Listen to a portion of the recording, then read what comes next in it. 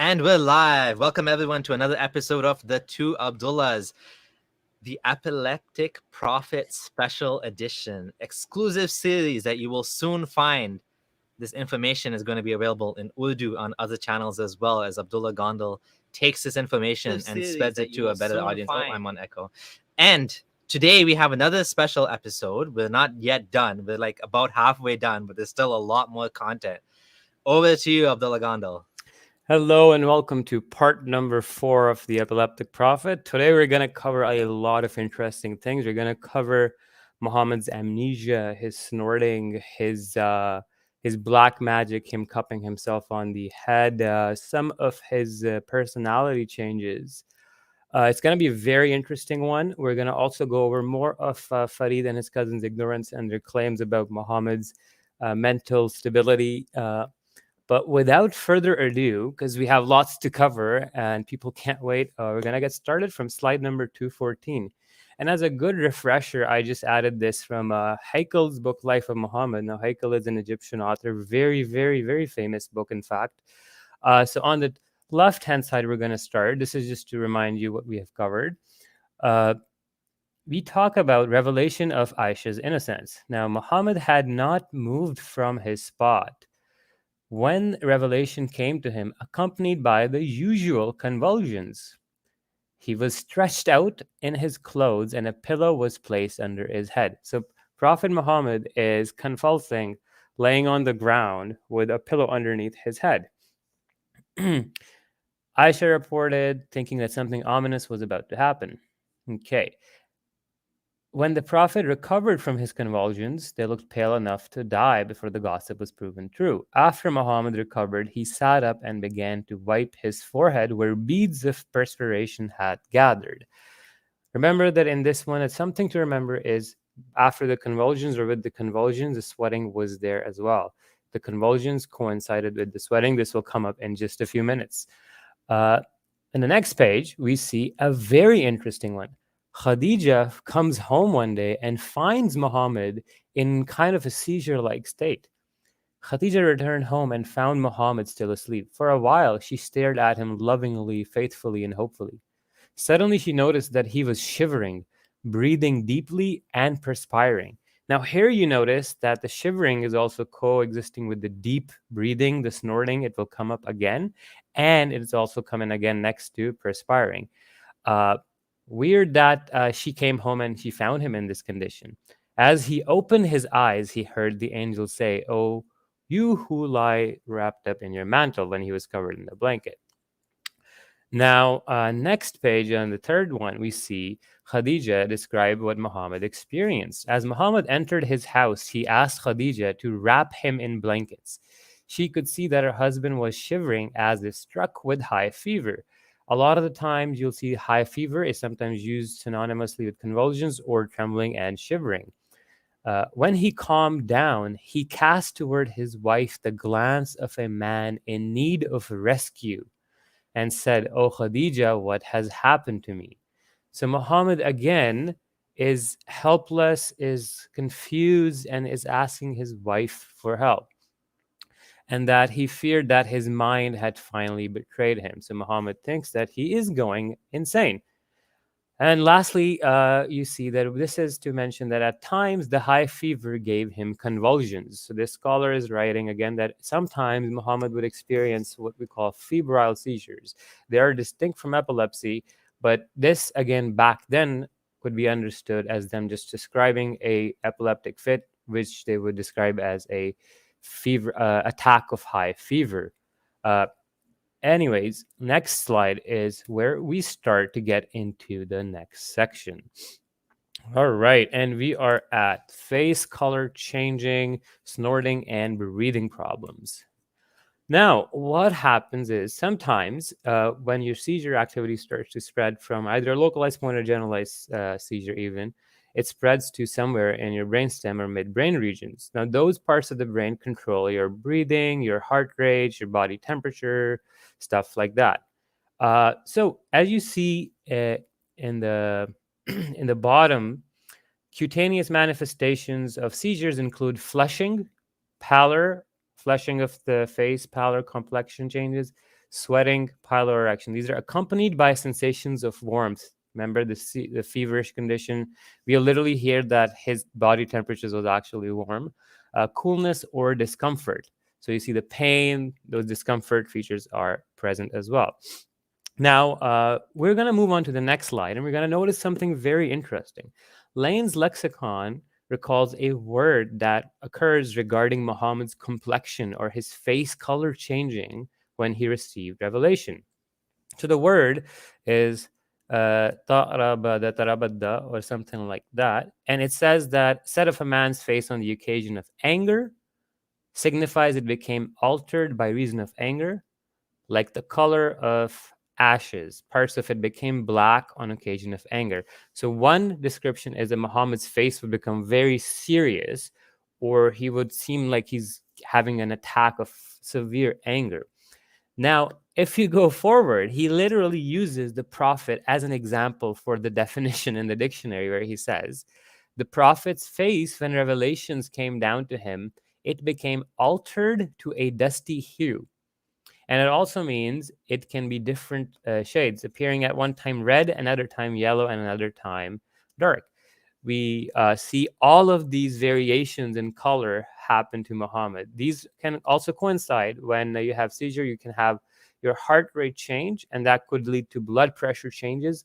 In very simple terms, that could either result in your appearance looking very flushed, or the converse as well, where you get very red. The color changing prophet, the miracle of Islam. So once we have that out of the way, we're going to get to the next slide. And that is about heavy breathing, snorting like a camel. Now, as you see on the left side, this is the same incident, and it talks about what happened to Muhammad. One day he was talking to somebody, and he had revelation came to him. Now, one guy was really kind of like, I want to see how the prophet gets the revelation, because, you know, it's just a miracle. You want to see the weight of the revelation on the prophet. You want to see how it puts him in a compromised state. So it says, telling Yalla to come. Yalla came and pushed his head underneath the screen which was covering the prophet. So when he would have seizure, they'd cover his face sometimes out of respect. And behold, the prophet's face was red, and he kept on breathing heavily for a while, and then he was relieved. A very interesting thing to note here before we continue is the point is for a while. Because back in the day, the Muslims did not have a 24-hour sense of timing. Now, what's happening is we have something called status epilepticus in the modern day. If a seizure lasts for a duration of 5 minutes or more, or you have two seizures very close to each other before a phase of recovery in between, you can be called a status epilepticus. Now, in the prophet's case, they do report that he would have seizures that would last for a while, but they don't indicate the exact time. So he could have been having something like that. Now, in the next slide, in the next screenshot, you can go back, we see that his face was red and he was breathing heavily. And this is then, and the last one is reported, Umar lifted a corner of the cloth, I looked at him, and he was emitting a sound of snorting. The narrator said, I thought it was the sound of a camel. Now we have three different hadith describe heavy breathing, forced breathing, and snorting sounds. And then one says that it appears to be the sound of a camel, right? We went over this in the previous parts, part 2, where we saw videos, and as well as part 3, where we saw videos of patients. They will come up again. But the fact that this snorting is also compared to the snorting of a camel is a very specific detail. Now we're going to go to the next slide just to affirm that if there are any other narrations regarding this, and we find that yes, there are. It reports from Sahih Muslim again, and this is quoting from Sirah ibn Kathir, and he again talks about the same one. He raised the edge of his robe from his face while he was receiving revelation. He was all flushed, and he would moan like a newborn calf. And on the Urdu one, I just want to read that out. जब आन हजरत पर वही नाज़िल होती थी तो आपको सख्त बोझ और थकान महसूस होती थी. So whenever you'd get revelation, you would have severe burden or severe heaviness and severe fatigue. यहाँ तक कि सर्दी के मौसम में भी इस थकान और वही के बोझ की वजह से आपकी पेशानी पर मोतियों की तरह के पसीने के कतरे उबर आया करते थे. So even on a cold day, you'll start sweating because of this fatigue and this weight on you from the revelation, that your forehead will be covered with sweat. And then it goes on to add an interesting detail. It says, और कभी आपकी आंखें सुर्ख हो जाया करती, that your eyes would go red. So he says his eyes were red during these seizures. And आप गहरे गहरे थीके थके हुए सांस ले लेते, that you would take deep, slower थके हुए, as in like kind of like weird breathing he's describing of Muhammad. This is again very consistent with what we saw in the videos and in the hadith, where and cases where breathing problems are common in seizures. Now, next slide is where we're going to talk about Farid and his cousin. Let's see what they have to say. Do you want me to go over the comments before or after this or later? Yeah, let's take some of the comments right now, and then Okay, we'll yeah. carry on. Yeah, for Good, sure. good timing. Yeah. So I just want to say thank you to Zagros Ozken for the $20 donation. Some jizya money, my lords. Please don't kill us. Thank you so much. Thank you so much. Epistomophilic Baba says, chameleon, peace be upon him. And from Myth Vision podcast, love it, guys. So Thank you so much. Adnan had a quick question, so we won't dwell on this too long, but epileptics socially awkward, not to be offensive. I ask because there's a lot of hadiths that tell us the Prophet has a strong, confident personality. My guess is it doesn't affect the personality outside of the seizures. They just look like normal people. I would disagree with that, as I see that the Prophet's personality had distinct changes, distinct vivid changes. In fact, it does have corresponding traits. You can look up Gashman syndrome for detail. We actually have the next half of this presentation is dedicated to his weird behavior. So he'd get everything became, let's say, one thing was, if you look at part 1, Dr. Ramachandran mentioned kindling. Everything takes a religious thing. Muhammad became OCD, obsessed with washing, cleaning rituals, repetitive rituals, asymmetrical delusions, symmetrical delusions, like left side, right side, lots of praying, cleanliness issues, repeating phrases. There are basically, then he also had a violent tendency, so soliciting murders. He actually had an actual tendency to violence. He would get irritated if you would challenge him or criticize him.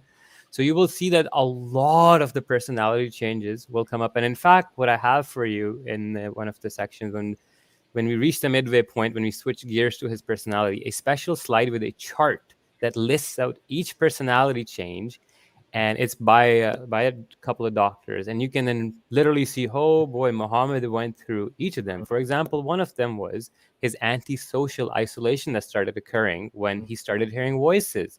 He was starting going to the cave for months and months, which was anomalous too. So a lot of that's a good point. That's a good point. I actually know someone in my life that an older man that had a seizure and his personality totally changed. So seizures definitely caused, and then we learned that like he wasn't suicidal before, and then suddenly he wanted to kill himself. All these changes, so he definitely had a lot of personality changes after, for sure. Okay, so let's just use one last comment, and then I'll start the thing. I think it's worth mentioning this. You may have noble intentions, but using the term epilepsy or epileptic is hurtful to the people suffering from the ailment. So firstly, that was not our goal to begin with. We have clarified this in the beginning of the stream and multiple times throughout the stream, where seizures and patients are coming, where we keep reminding to respect the patients. We're not making fun of them. This is for educational purposes only. This term, in fact, is used by academics all the time, doctors in epileptic fits, epileptic patients, or epileptic attacks.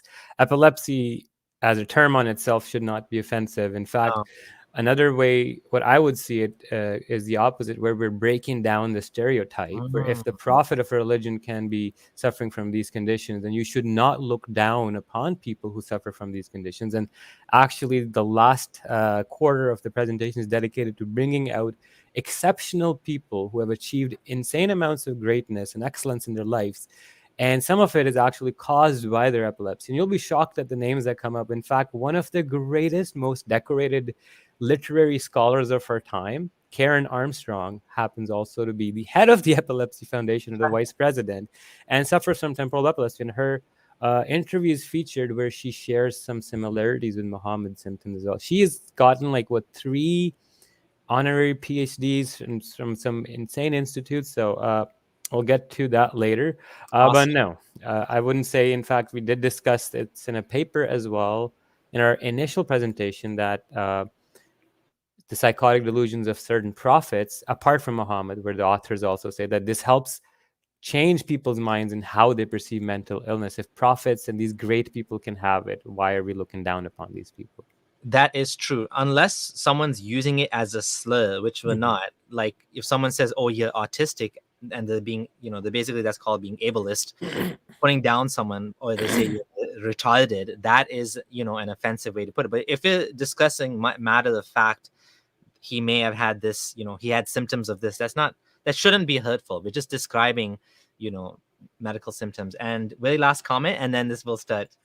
Adnan Hafiz says, I can't wait to see what Daniel Hakikaju response to this video is. So I send hope it I'd be to him. Send it to him. Send it to Farid. Send it to Farid. Farid knows all about it. All right, let's get on with the show. Let's get on with it. Let me know the volume. Any issues with the volume? Next point, which where he says snorting like a camel. Let's hear what he's gonna say, and then then if you want to comment, go ahead, and I'll comment on what he's. This is hilarious. Muhammad would sometimes snort like a camel when he would get the revelation from Allah. It's embarrassing. So this guy comes in and he wants to see, and I'll quote, "Would it please you to see the messenger of Allah receiving the revelations?" Omar lifted a corner off the cloth, and I looked at him, and he was emitting a sound of snorting. The narrator said, "I thought it was the sound of a camel." When he was relieved of this, he said, and then he gives his ideas in the revelation. This is just straight up embarrassing. This is a straight up seizure. The guy's on the ground, and he's snorting like a camel. So, it sounds to me that. Okay. So I have a couple of thoughts to share here. Firstly, the word used is ghatit, and that doesn't mean snorting. Ghatit, according to dictionaries, is the sound that one makes when one is sleeping. So that can either be like a heavy breathing, or it could be snoring and not snorting. I'm assuming there's a difference between the two, right? Of course, I mean, snoring is one thing, snorting is another thing. Looking at it from a scientific point of view, let's say the Prophet was snorting. Snorting can occur as a manifestation of a generalized tonic-clonic seizure, which is a convulsion, where you have a convulsion, in the narration over here, there is no convulsion. So snorting here cannot be misinterpreted as a symptom or sign of an epileptic seizure. Now, Gondal can only say that the Prophet was having a seizure while snorting if he was having an EEG hooked, and if he was reading the EEG while snorting and the EEG showed a seizure. According to my knowledge, Gondal has no idea about reading EEGs. Does he read EEGs, Farid? I don't know. I'm not aware. Maybe he's an electroencephalographer. Maybe, God knows. So the other thing is snoring. Snoring is not a seizure. Okay. So in both situations, in order for us to analyze a seizure, you always need to look at the aura, which is the beginning, the ictal manifestation, which is the seizure itself, and postictally what the patient does. Here, and as well as in all the examples that Gondal mentions, he goes and picks up a single symptom and then starts saying this is a seizure. And this is not the scientific way of doing it. Right. I'd also like to add an interesting point here, because it's not that he just has an issue or perhaps difficulties with reading EEGs, but he also has difficulties with reading hadiths. The narration that he's quoting says, the narrator said, like a camel, right? And the narrator here, what's that referring to? It's referring to a late narrator in the hadith. Most likely Hammam, which is quite late. You see Hammam is narrating from Ata, from Safwan, from Ya'la, and Hammam is the only person here who may have narrated that, since other students of Ata did not narrate this from Hammam. So this may be an explanation from someone from the late 2nd century, or excuse me, early 2nd century. So yeah, I mean, even the mentioning of the camel, it's an explanation or a comment by a late narrator. All right. So here we have a lot of things he said. So first off, we're going to tell you that they play around with the translation. They will tell you one translation and not the other. And then they go off on this weird tangent that it's not snorting, it's snoring. And somehow snoring deeply absolves Muhammad of this. This was not even an objection to begin with, because this was evident from the narrations to begin with. So we're going to get to the next slide now and see what Farid is doing. Yeah. I want to respond to a couple of things he said. One is he taught, well, there's two things. One of them is dumb, and the other one is actually, I think, worth talking about. The dumb comment is saying you have to read EEGs to know Muhammad was epileptic. Again, just going to remind everyone, we are not making a medical diagnosis. It's impossible. I don't know if it's impossible, but it's very difficult to make a posthumous, meaning after death, medical diagnosis of Muhammad. Even Dr. Ali Rizvi was on the show, said you can't do that. However, you can come up with a plausible explanation that explains his behavior, things that cannot be easily explained otherwise. So I just want to make that point. You're strawmanning us by saying that we're making a medical diagnosis. We're not. Obviously, none of us ever said we put an EEG. Anyways, according to Islam, Sunni Islam, his body should be fully preserved, like in the grave. So, his body is still there, supposedly, right? So just to comment on that, in fact, we literally, in the initial presentation, we were talking about this, and we said exactly this. This is not a literal clinical diagnosis. We don't have the patient in front of us with EEGs and stuff, so we can't determine the exact cause of Muhammad's seizures and whatnot. What we can do is we can narrow it down. Okay, this looks very, very, very much like epilepsy. So the idea of the prophethood can be discarded, as epilepsy is more likely. But carrying on, we're going to get back to Farid. Sorry, one more last thing I think is worth mentioning. Mm-hmm. When he said the explanation, he's quoting the hadith and he's saying the narrator added this explanation.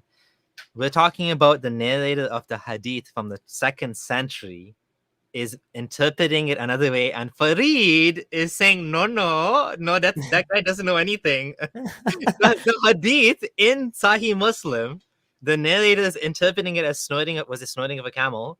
Mm-hmm. And Farid saying, oh, what does this guy know? Really? Exactly. That's an interesting one too. Yeah. But anyways, let's get to the next slide and we'll unpack it in more detail. All right. So this slide here, we have two dictionaries tell us about that. What Farid does is he isolates one translation, right? And then he projects that all of the translation, or the only translation, is just that translation, right? And then he tries to seem to just completely forget about that. Why are these scholars translating the word snorting? The guy who wrote translated Ibn Kathir's seerat, he used the word snorting like a newborn calf. He's a scholar of whatever language. He did the translation. Then the one we use from Sahih Muslim, he used the snorting. Why would they do that? Because when you look at the dictionaries, on the left we have one, and I've highlighted the one where it says it can mean snorted and it can mean braying, the braying of a camel or a donkey.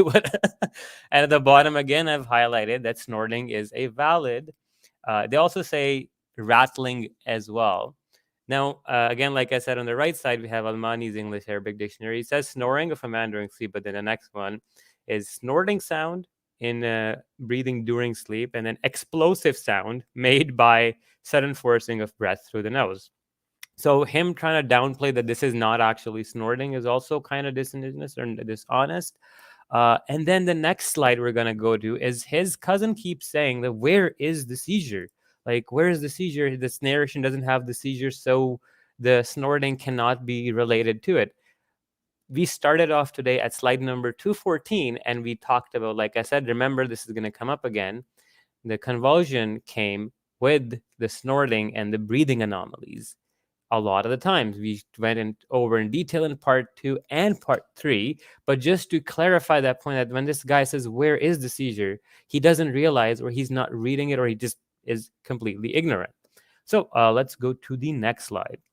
This is just one of the many examples I'm choosing. You can go through the sections. There's numerous ones. And whenever the revelation descended upon him, he was greeted, overtaken by trembling. And another narration, he says he showed signs of restlessness. His face color would change. His eyes would close, and he would breathe deeply like a camel. This is also narrated in seerat as well, and then translated like that as well.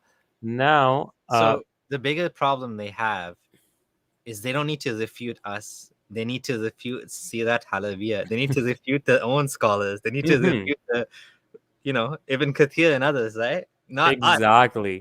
us. You're just quoting it, right? Exactly. And also another thing is that a lot of these narrations, right, they don't always give you the full picture, because you have to understand that there's two streams of information that's coming to you. One is going to be the patient's own experience, i.e. Muhammad describing his internal sensation. And then there's going to be another external observation made by other people that are going to say, okay, we saw Muhammad trembling. Well, at that trembling time, they're seeing him. Muhammad is whatever's knocked out, unconscious, or seeing an angel or whatever. Whatever that case is. So keeping that in mind, these narrations need to be read together. And as we're seeing that, we also already showed in Haeckel's book that the trembling did coexist with the breathing problems. And also in first Revelation, this was the case. Let's go to the next slide. Now, the next slide is going to be a little difficult. This is going to be very important because we're talking about the camel sounds and the snorting sound and the breathing sounds. I've chosen these two videos of these patients to amplify that specific aspect of Muhammad's seizures. Again, disclaimer, don't make fun of the patients. This is for educational purposes only and has been taken from the public domain. Hence, we are not trying to infringe on the privacy of these patients. With that aside, pay attention to the snorting sounds or the grunting and the breathing sounds, because the word, the calf or the camel breathing is very specific. Let's get to it.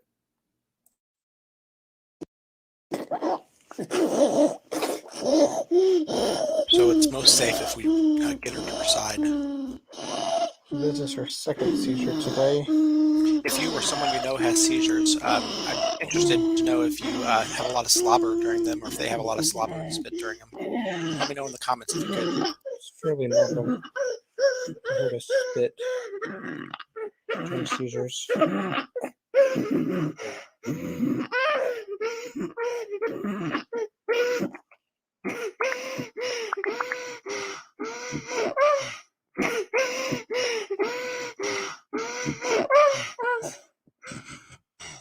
You okay, Raylan?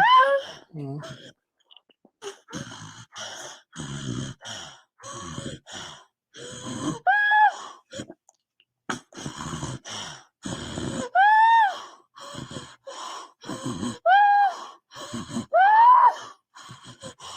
She's been doing this thing where her seizure is either over or mostly over, and yet she still has trouble breathing for a while afterwards.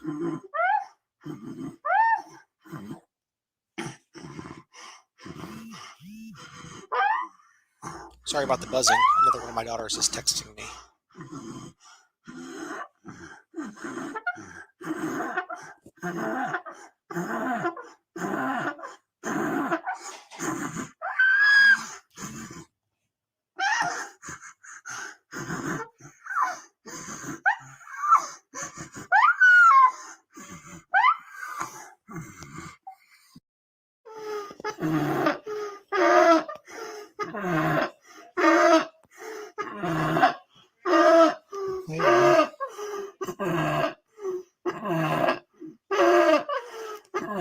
Raylan, what is this noise?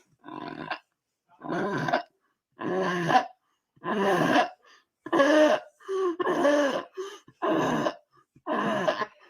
is this?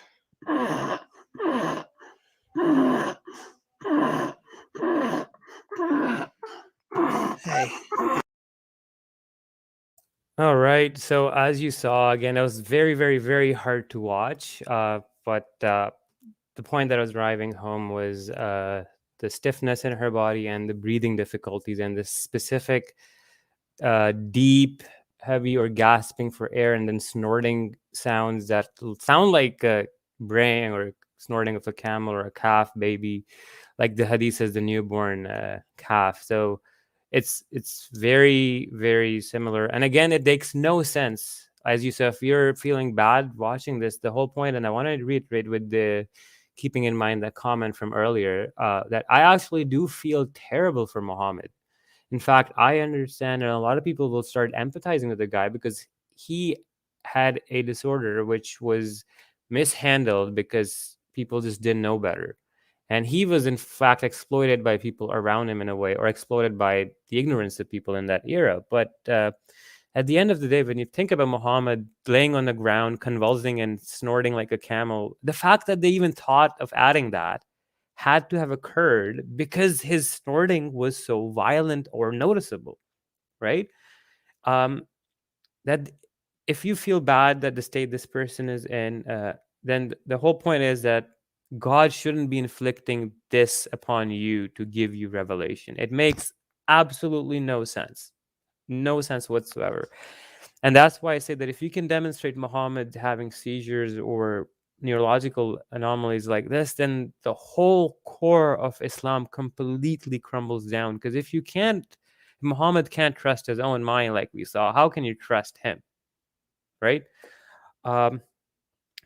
With that said, there's another video we're gonna watch, and that will be kind of similar, just to show you another different manifestation of these sounds. There could be grunting, and we'll watch that, and then we will continue to proceed. And then before the end of this section, we will take questions.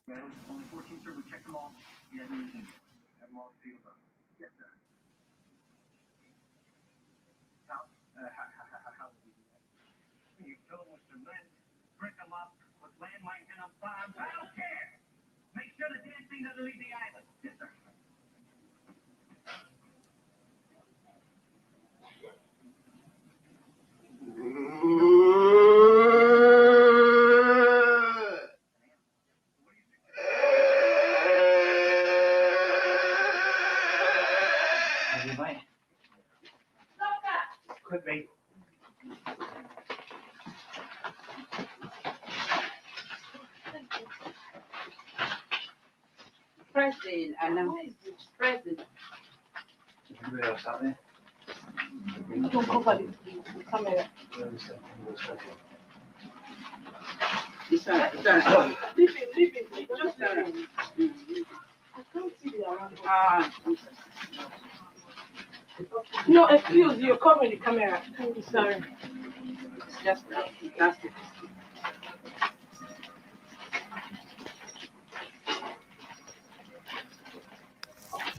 Now listen for the snorting.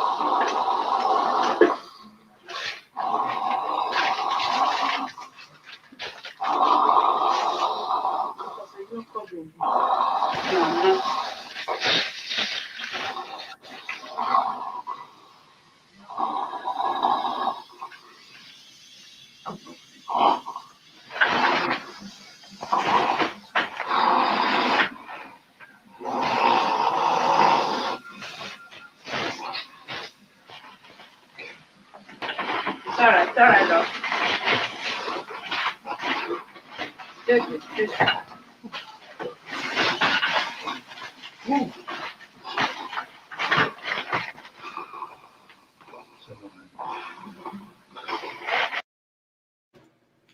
All right. So again, that was hard to watch, but as you saw that he first like started looking to his left, and he had a huge grunt which he made as a sound, and then he had a little bit of a convulsions and stiffness, and then when his convulsions stopped for a bit, and he still had that deep, heavy, hard breathing that at times like sounded like the girl earlier, the snorting camel sounds. And the whole point is to show you that these descriptions are very poignant but very specific. And again, seeing this and having your prophet being in this condition automatically disqualifies him from being a prophet, basically. But yeah, we're gonna go to the next slide. And here we have his face color would change or to red or pale. And Ubaidah bin Samad reported that when the inspiration descended upon the prophet, he felt a burden on the account that his face would go under a change.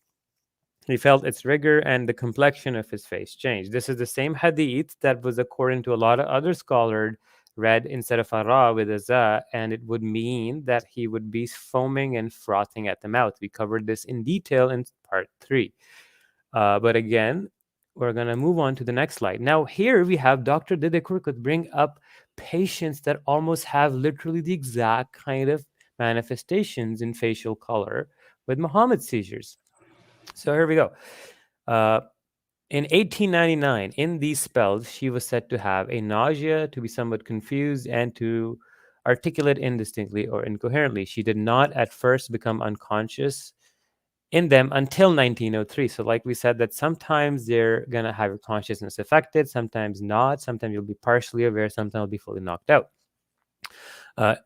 In these seizures, her face would turn an ashen hue and her expression became drawn. The patient described an attack in the spring of 1904, said that she had a sensation of some kind in the region of her stomach, and this was soon followed by a sense of taste and smell. And she goes on. Again, we see the words turn and ashen hue, which we saw earlier, were the ones almost literally described for Muhammad's face as well. As he would go flushed. And then in the next case, I seem to hear everything that has been ever said to me in all my life and experience a series of orders as if I were passing through a perfume shop. Muhammad has reported some hadith that he would smell paradise. I can smell the musk of Jannah. So that's an interesting one. This lady also hears a lot of the things, memories play back. And interesting that she's hearing voices as well. She would see a little black woman who always seemed rather agreeable, seemed engaged in cooking, and was always flitting about the kitchen. So she had this lady walking around the kitchen, right? Notice, interestingly, if neurology wasn't at play here, this person would have thought, oh, maybe there's a ghost haunting my house that hangs out in the kitchen all the time, right? But again, we find that this was actually a person suffering from seizures.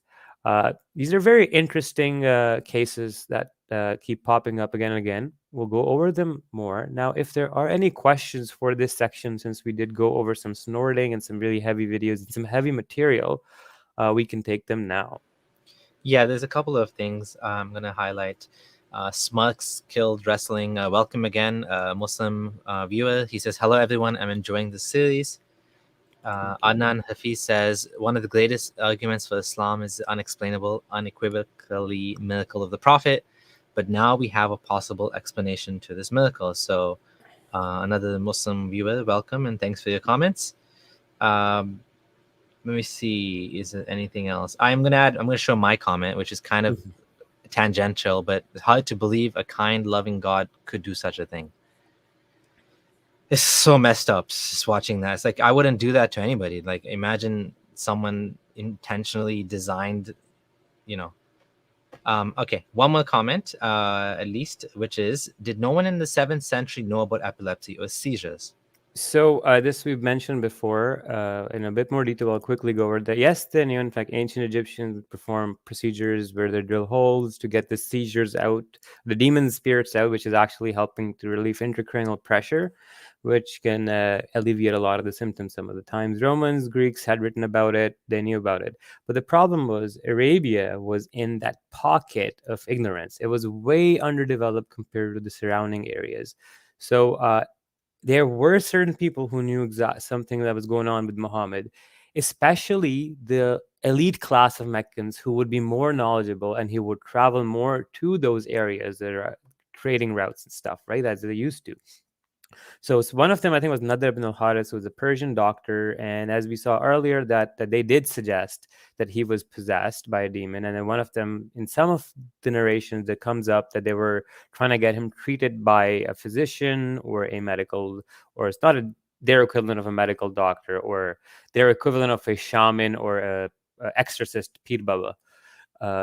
But yeah, that's one of the reasons that you do see people accuse him of being crazy right away. In fact, there's like 10, 12 verses where they're just saying, yeah, indeed, you are mad, right? So they did notice the anomaly. They just didn't know enough to pinpoint, because his epilepsy, like I said, he himself wasn't sure at first, right? Muhammad was unsure of his own sanity.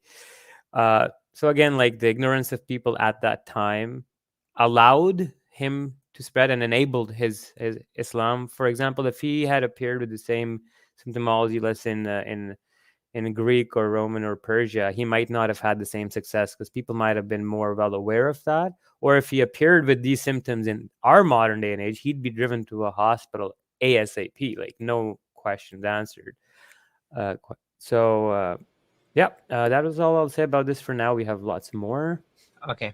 The story of Job suffering in the Bible, Muslims say Muhammad's sufferings was similar. It's a test. Yep. Yes, God, Lord does work in mysterious ways. He has these very mysterious ways to test out his prophets, eh?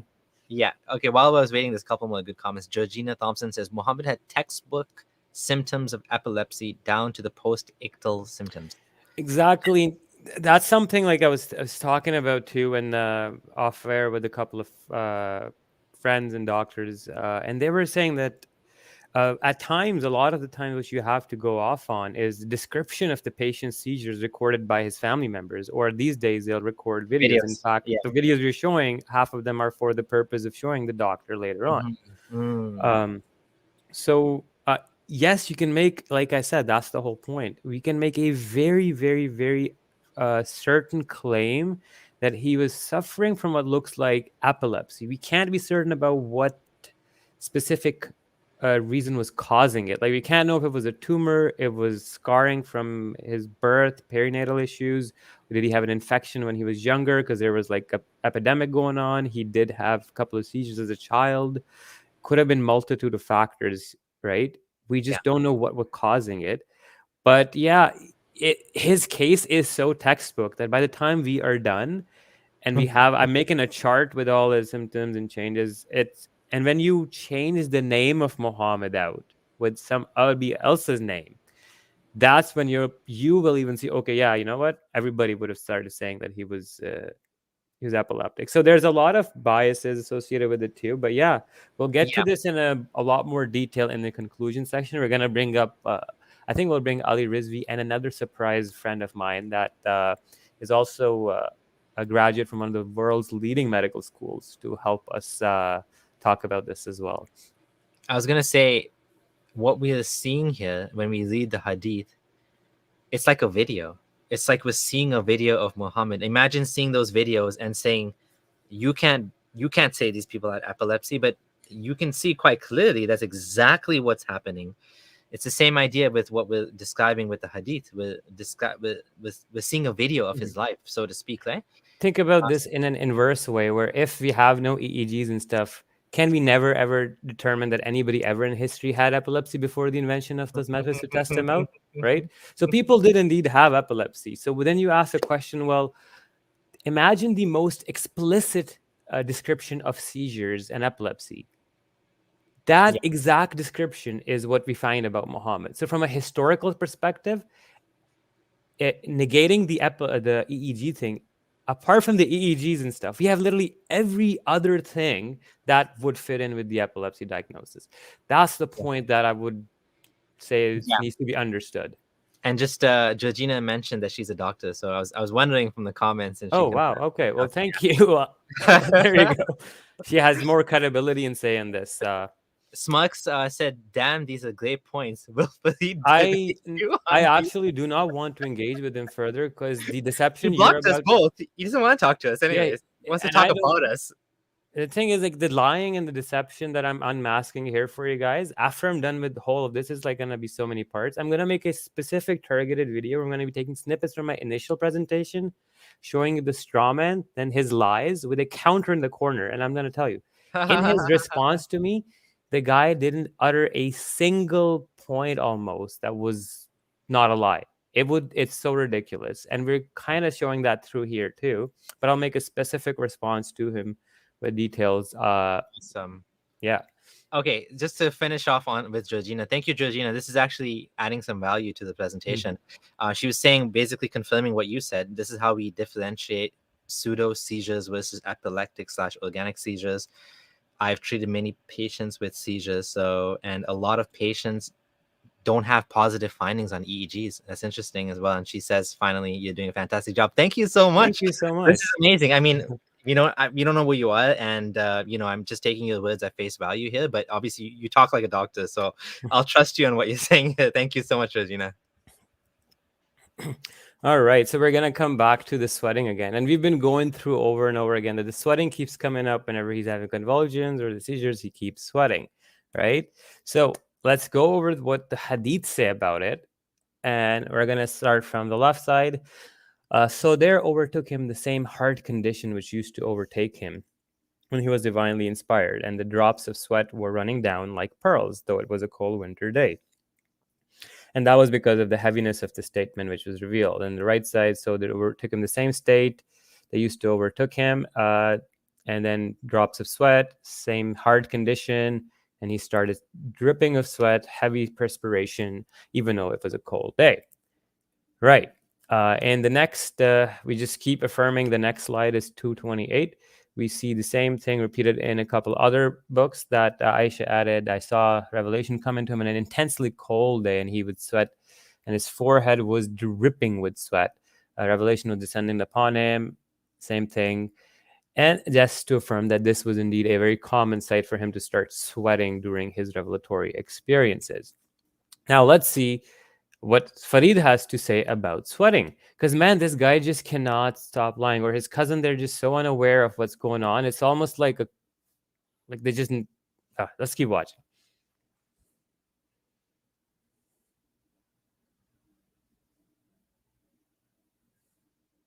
Oh, you're muted, Samir. Yeah.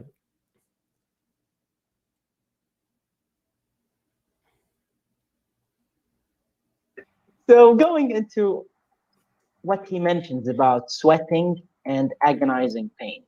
Okay, sweating can be a part of autonomic activation that occurs during a seizure. Where is the seizure in hadith narration? There is no seizure. Pain can be a part of having a seizure. But again, the hadith doesn't mention anything about pain, by the way, which was something interesting. You see, he doesn't even share a screenshot of a hadith that mentions pain. So that's just a little side point. All right, so this is kind of getting frustrating with these amount of lies and ignorance, where he keeps saying like, oh, sweating is a sign of a seizure, but where's the seizure? Like, guy, like, we went through all of these seizures. It's as if they're pretending to either not know on purpose, or they just actually don't know. But we're going to go through just to show you just some few examples from all the other ones we've gone through, just to affirm their ignorance and show you that these guys are just lying, straight up lying to save face. And he even shows the wrong hadith and accuses me of not showing the pain hadith, whereas the pain hadith had been in the presentation all along. We'll get to that. Let's get to the next slide. And thank you, Georg. I don't know, I hope I'm pronouncing your name right. Georg Asmussen for 200 Danish krones. I appreciate the donation. Thank you so much. Thank you so much. All right, so here we've been over this before. Khasais al-Kubra by Suyuti. This is a Sahih Hadith. Zayd bin Sabit narrated, I used to write down the revelation. When the revelation descended upon him, he would be seized by severe trembling and convulsions and severe sweating like pearls. It clearly says in this hadith that the trembling convulsions occurred at the same time as the sweating, like Farid's cousin was expecting us to find. And this is not my translation. This is done by Maulana Muhammad Abdul Ahad Qadri, proof by Muhammad Ma Farooq Siddiqui. Now we're going to go to the next slide just to reaffirm that we have this is from Sirah ibn Kathir, and we see here that he would be gripped by a feverish condition, and that is he would breathe hard and sweat profusely. When revelation came to him, his face would turn red and he would breathe heavily and fast like a young camel, while his forehead would be perspiring on an extremely cold day. So they're also saying that he would be breathing hard and perspiring, and he'll be feverish, trembling condition.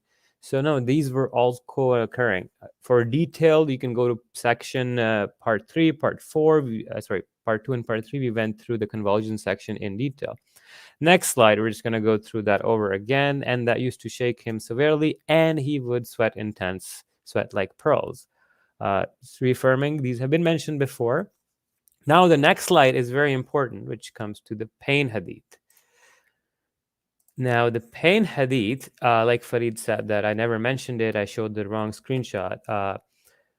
So here we were going to first, the top part is from Sirah ibn Kathir.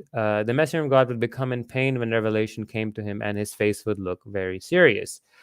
According to one account, this wording should be, and his eyes would close, and we recognize this in him. Now, in the bottom, this hadith, like I showed you earlier, has been part of the presentation, the initial one, this one the whole time.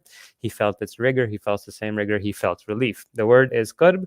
Let's go to the next slide and show you again the meaning from the dictionary, just so we know who's lying. That's the word. It says extreme mental or physical suffering, to torment, severe physical or mental suffering caused by extreme pain, suffering from a continuous dull pain, cause of severe mental and physical pain. At this time, it's pretty clear that Farid is the one who's lying, manipulating my argument, and trying to seem like he's doing something, but no, he actually isn't.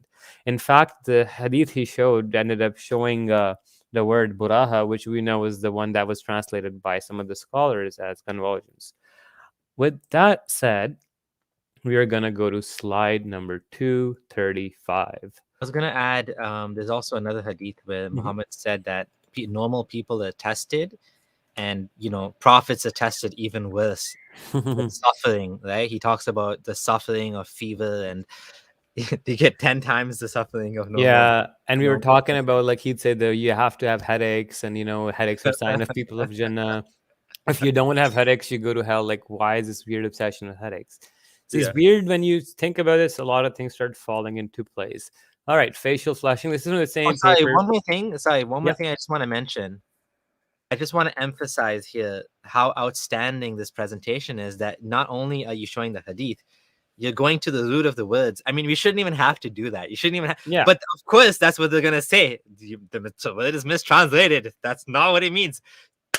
Gondol is coming with the seats, is showing you what the actual words mean too. So you can't say that's not what it means. Oh, that's not snorting, that's snoring. Okay. Checkmate, ex-Muslims. He didn't have epilepsy. He was snoring like during the day. He was just snoring. Like, okay, yeah. Right. No, but what's funny is, like, suddenly a prophet has said, and then suddenly he has revelation. He's taken over, and then he just starts snoring all of a sudden on his own. It doesn't make sense. Why would suddenly somebody start just snoring and then turn red, and then suddenly wake up? God talked to me. Like, makes no sense. And like the other one, he's looking to the side, and that was very specific too. Pretty slam dunk case, but anyways. Exactly.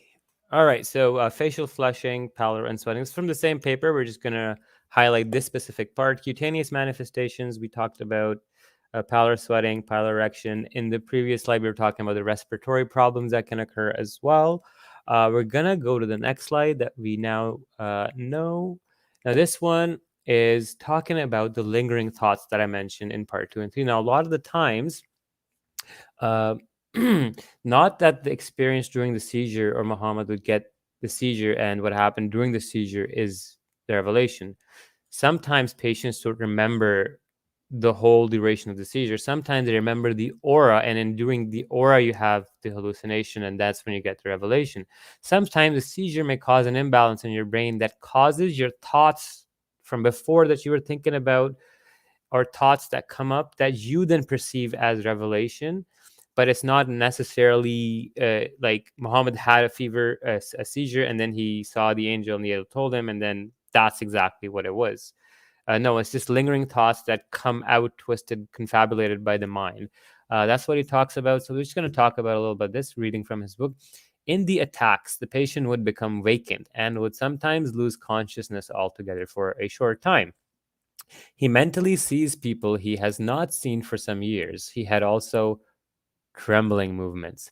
Trembling was very rapid and lasted on and off quite an hour. Dreamy states or trance-like states are other aspects of CPS. We're going to also get into absence seizures of Muhammad in a little bit, so that's also related to that. There's defect of consciousness of the environment, but the person is not completely unconscious, as in syncope, as in a fainting spell. When the patient awakens from the dreamy state, he may then falsely think that some theme or idea that he was originally interested in was revealed to him by the Almighty God. Patients may have amnesia for these dreamy episodes. Then he goes, patients may seem to be chewing food, making masticatory movements. Sometimes more complex activities can ensue. So this is showing us about, like we said, the lingering thoughts that can come out as revelation or delusional thinking. Now we conclude this section here, and we went over how Farid's Before cousin... we conclude the section, I just want to elaborate one point here. We showed we showed an example of a patient interviewed by Dr. Ramchandran. I don't know, I'm probably saying his name, Ramachandran, where he said he felt like God was talking to him. He was having not this, like, he was having ecstatic seizures, not like exactly like kicking the ball seizures like this, but I guess he also did talk about like the suffering and the pain, and he was crying at one point. I guess it went both ways, but he also said it felt like God was revealing the truth of or the reality or the nature, to him, right? So just, can you elaborate on that a little bit? Yeah, so a lot of times these people, when they have large seizures, especially, they will sometimes, we've gotten over a lot of cases, the Messiah complex appears, where they start thinking that God has chosen them, and they get obsessed with moral deviances in society. So a lot of these patients, they start talking about there's corruption, you're worshiping the wrong God. They become obsessed with ritual. The one thing they become obsessed with, this is the one thing that pops out, it's the heaven and hell thing. Again, religiosity is not the only manifestation, but it does come out frequently in epilepsy of temporal about origin.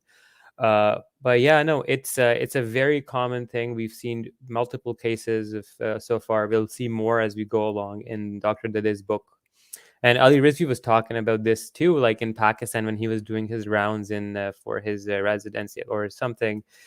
He was interested in psychiatry for a year, and he met a lot of these people that were coming up with these very complex philosophical ideas about the universe, right?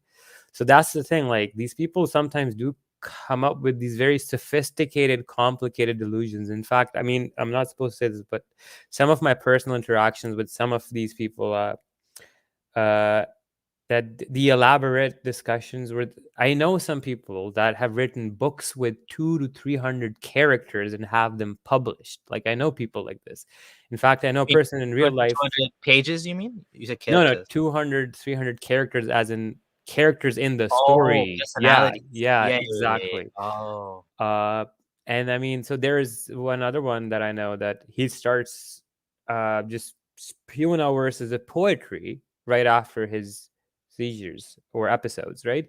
And I know these people in real life. I'm just mentioning them without mentioning their names, but just to get it out there that they keep saying that I've never met these people. I've never met a patient. I've never seen an epileptic. I have had my quite fair few of interactions and occurrences like that with these people. All right. Oh, so I'm muted. If you're watching and enjoying this show, we're 1 hour in. and you're listening on your favorite podcast platform, do leave it a 5-star review. It does help us, and it gets the show up in the charts on the Islam category. And if you're watching on YouTube, go and like the video, give it a thumbs up, and this actually helps us as well on YouTube. So if you're appreciating the content, you can't donate, you don't have money, there's other things you can do. You can share the video with others.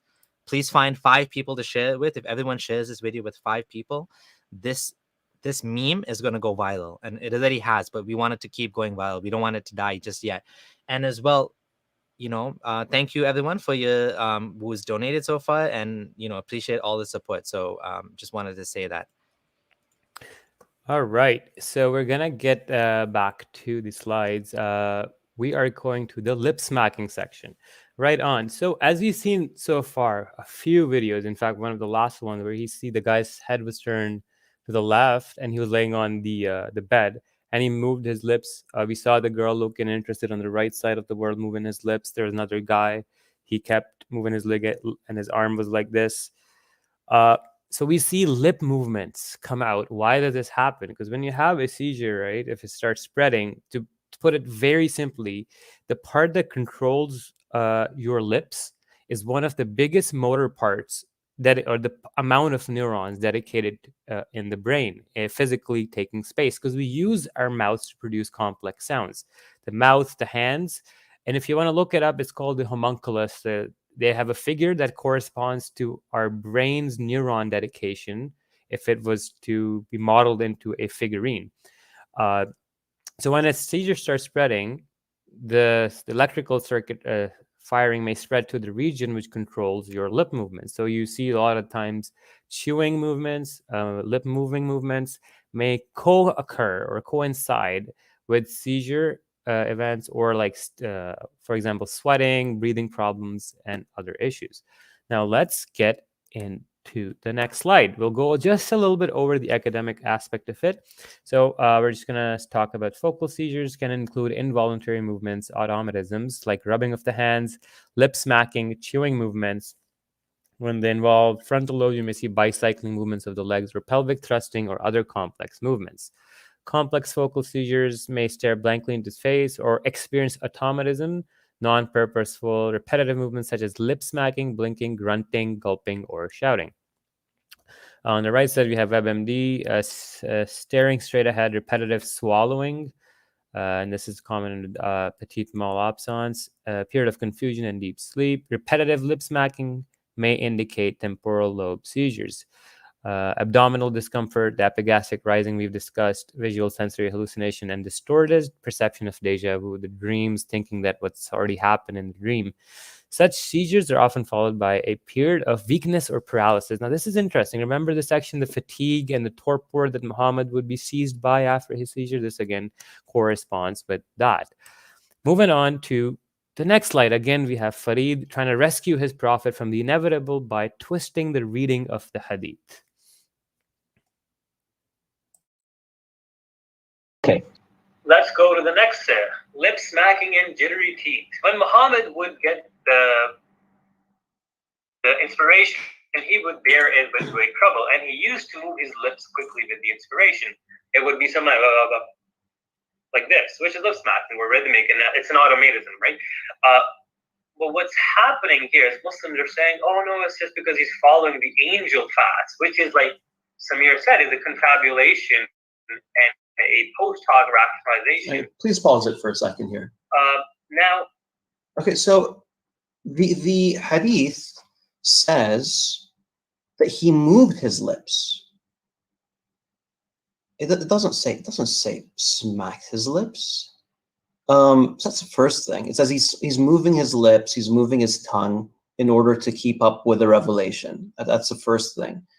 So firstly, does that make a difference? Is there a difference between that and smacking the lips?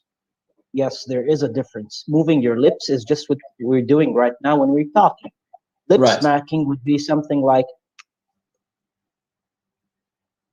that's lip smacking. And you can go and Google some videos to see what lip smacking automatisms are. Again, this proves that Gondel has never seen a patient seize before. He's talking out of inaccurate knowledge and inaccurate reading. So what he uses is Yeah. a misinterpretation of the hadith, again, because he's a non-Arabic native speaker, or maybe he's lying. There's It always a doesn't say chance that. that he... It doesn't even say that in English. In English, it says moving my lips. It says moving. Okay, The Prophet used to move his lips. So it doesn't say this. The word smacking isn't even in English. then he's lying. Yeah, he's trying really hard. He's trying really. All right, so we're back to the lip smacking bit. All right, on. So first point they make is, well, the word is moving his lips, but he's not lip smacking. This is just a game of semantics. You're kind of asking for specific word games. Like, why did they say that, but not describe it with the specific terminology you would see in today's nomenclature? And that's not how arguments work. Now, another thing you notice, and what they did here, was they purposefully, again, like with the ringing bell hadith, excluded the part which says he used to bear the revelation with great trouble, and whilst dealing with the trouble and the pain, he was moving his lips, and that would indicate the revelation was occurring, right? So they exclude the part, and they lie about that part not existing. Then that same hadith adds another interesting detail. If this was just normal, regular lip movements as somebody's talking, why do you need two companions after that to physically demonstrate how Muhammad was moving his lips? It doesn't add up. All right. There's another point that doesn't add up. If God is revealing it to you, but like, why are you moving your lips? Exactly. It shouldn't be happening in the first place. It's like he's not reciting it. Like he's not that's not moving lips then. If he's reading the Quran, alif, lam, mim, that's not moving lips, right? That's and of course they're not going to say smacking lips. That's like modern language, right? Yeah, like that's a scientific. But again, if God is revealing something to me, why would I be moving my lips? Like, again, that doesn't make sense. That's not, obviously there's something else going on here. Exactly. Now the funny thing is the specificity of this automatism occurring while he's suffering through great trouble, and the revelation, which is we now know is almost always synonymous with seizures. This is highly more likely to be an automatism than the angel actually coming and talking to Muhammad. And apparently the angel would recite too fast, and Muhammad was trying to follow the angel, but he was scared that he'd forget it, hence he would recite it. And what's funny is we will get to the next section, which is about the memory of Muhammad, where there's hadiths that say Muhammad would get seizures, but he would get no revelation, which literally makes no sense. Why is God causing him to hear ringing bells, have these states, but then there's no revelation? Or that Muhammad would forget the revelation altogether. But don't worry, those were the verses that were going to be abrogated all along. We'll literally see these explanations come up, and it's hilarious.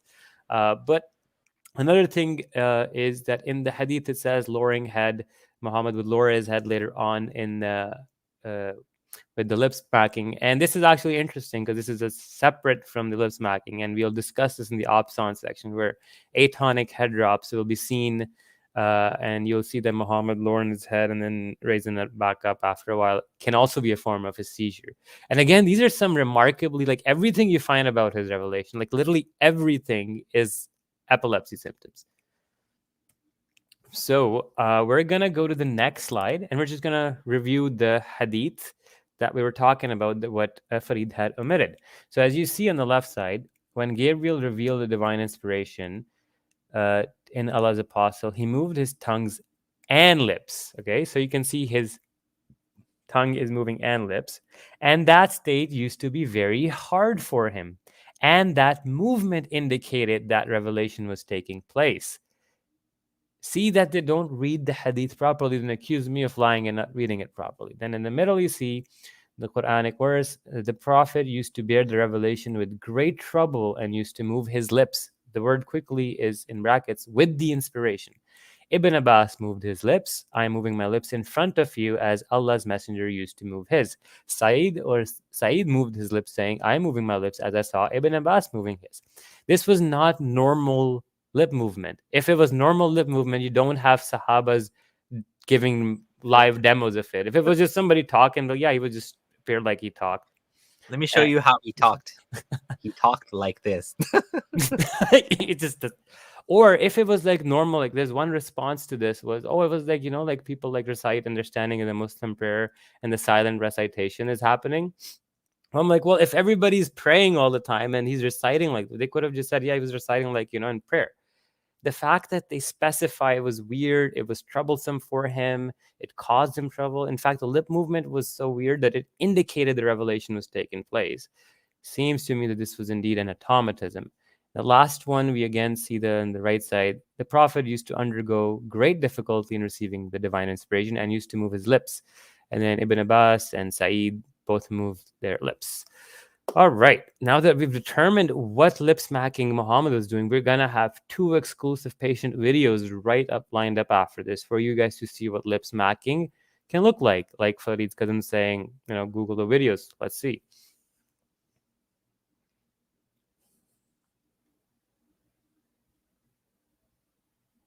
This one has no volume.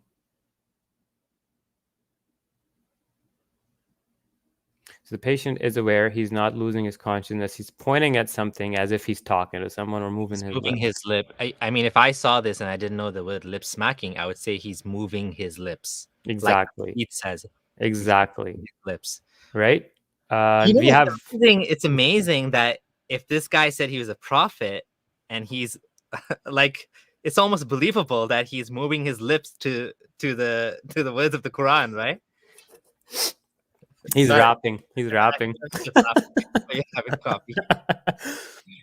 Oh my God. All right. Is there another video after this? Yes, there's another patient video just so people know what it exactly looks like. Perfect.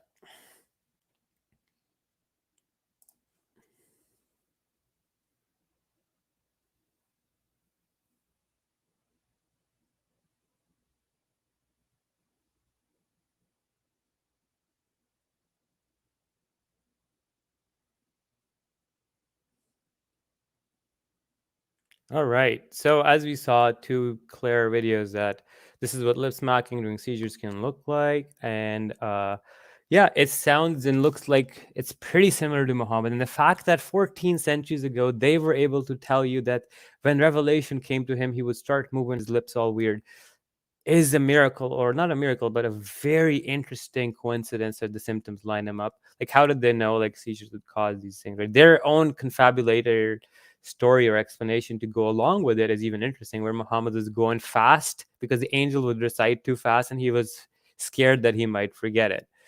But yeah, that was a very interesting one. Now, if you have any questions, we can take them now, because then we have Opson seizures coming up next. Alrighty, let me go to, and it looks like okay, Buddha Boobs sends a $5 super chat. Thank you, Buddha Boobs.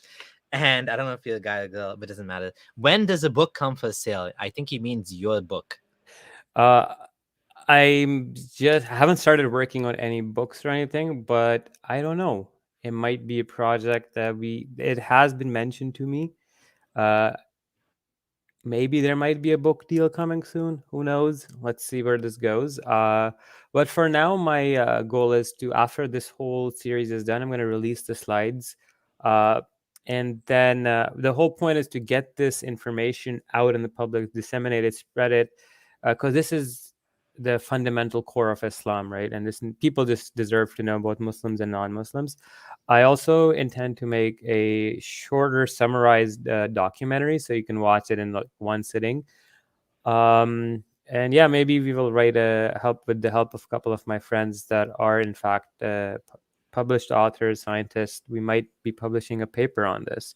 Lots of things, ups and downs. We don't know yet for sure, but definitely that's something that I have in mind. So I want to, I think there's a much more simple explanation for this. Adnan Hafiz says, I wonder if he had lung cancer that metastasized to his brain. This could explain why he had a dream of his chest being open. Perhaps he had chest pain and that encouraged his dream. I think in the first episode, you talked about this epigastric rising. Yeah, we talked about this. Yeah, we talked about this in great depth from Dr. Dede Korkut's book, where he explains that this is a common symptom, epigastric rising, where it says an aura, in fact, of seizures at times for a lot of patients. So, no, it's very common. If for a detailed explanation, do refer to part 1, because we went over this as Muhammad had his chest split open twice, at least around when he was 6, then at once when he was 10, then once when he was right before the first revelation, and then once right the night when he went up for the Miraj. So it occurred 4 times. And the fact that this occurred so many times is interesting. Now you can say also that there's a theological idea behind it, where, they're washing his taking his heart out to wash it every time. But that also doesn't make sense, because why does God need to wash it like 4 freaking times, and why is the point that to save him from the impure society corruption, that to wash his heart to protect? It doesn't make sense. It's more likely that this was a post-hoc rationalization by Muhammad made after the fact of his seizures. Yeah. All right. Some praise for you here. Mo Tamim says this is an elite high-level PhD work. Thank you, Mo Tamim. Thank you so much. I don't know if Stefan is making a mistake here. He's saying, do you check the work of Hamid Abdul Samad? Hamid Abdul Samad is a political scientist. Did he talk about this? I believe he has mentioned it in his Box of Islam series briefly. I haven't seen it in detail, though. Yeah, okay, because he talks about all different topics. Okay, but I know for sure Badr Rashid is the one that went in depth into it, and I have seen it in passing a video from Abdul Samad as well on this issue. All right. I don't think there's any more. I'm just quickly scrolling and seeing if there's anything else. Oh, here we go. Pawan Singh said, I admire all the time and effort spent in compiling all this research. With a busy schedule, I understand and appreciate your dedication. Thank you so much. I appreciate that you appreciate me. Okay, so almost got through all the comments. Sorry. I think Farid, Raminescent says, I think Farid realizes we're right, but he's in deep denial.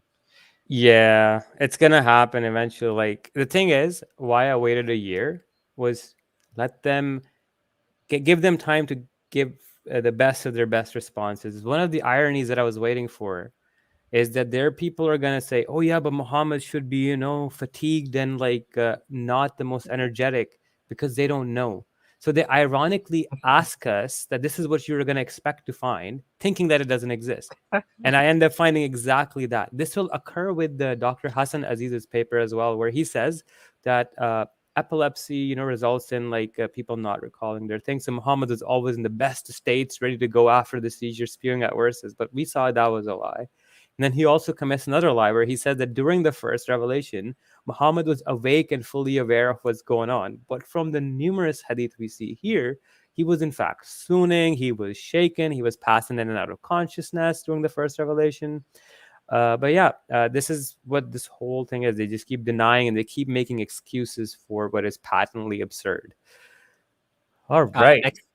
Georgina Thompson says, interesting that they would mention he would move his lips, indicating a revelation was coming.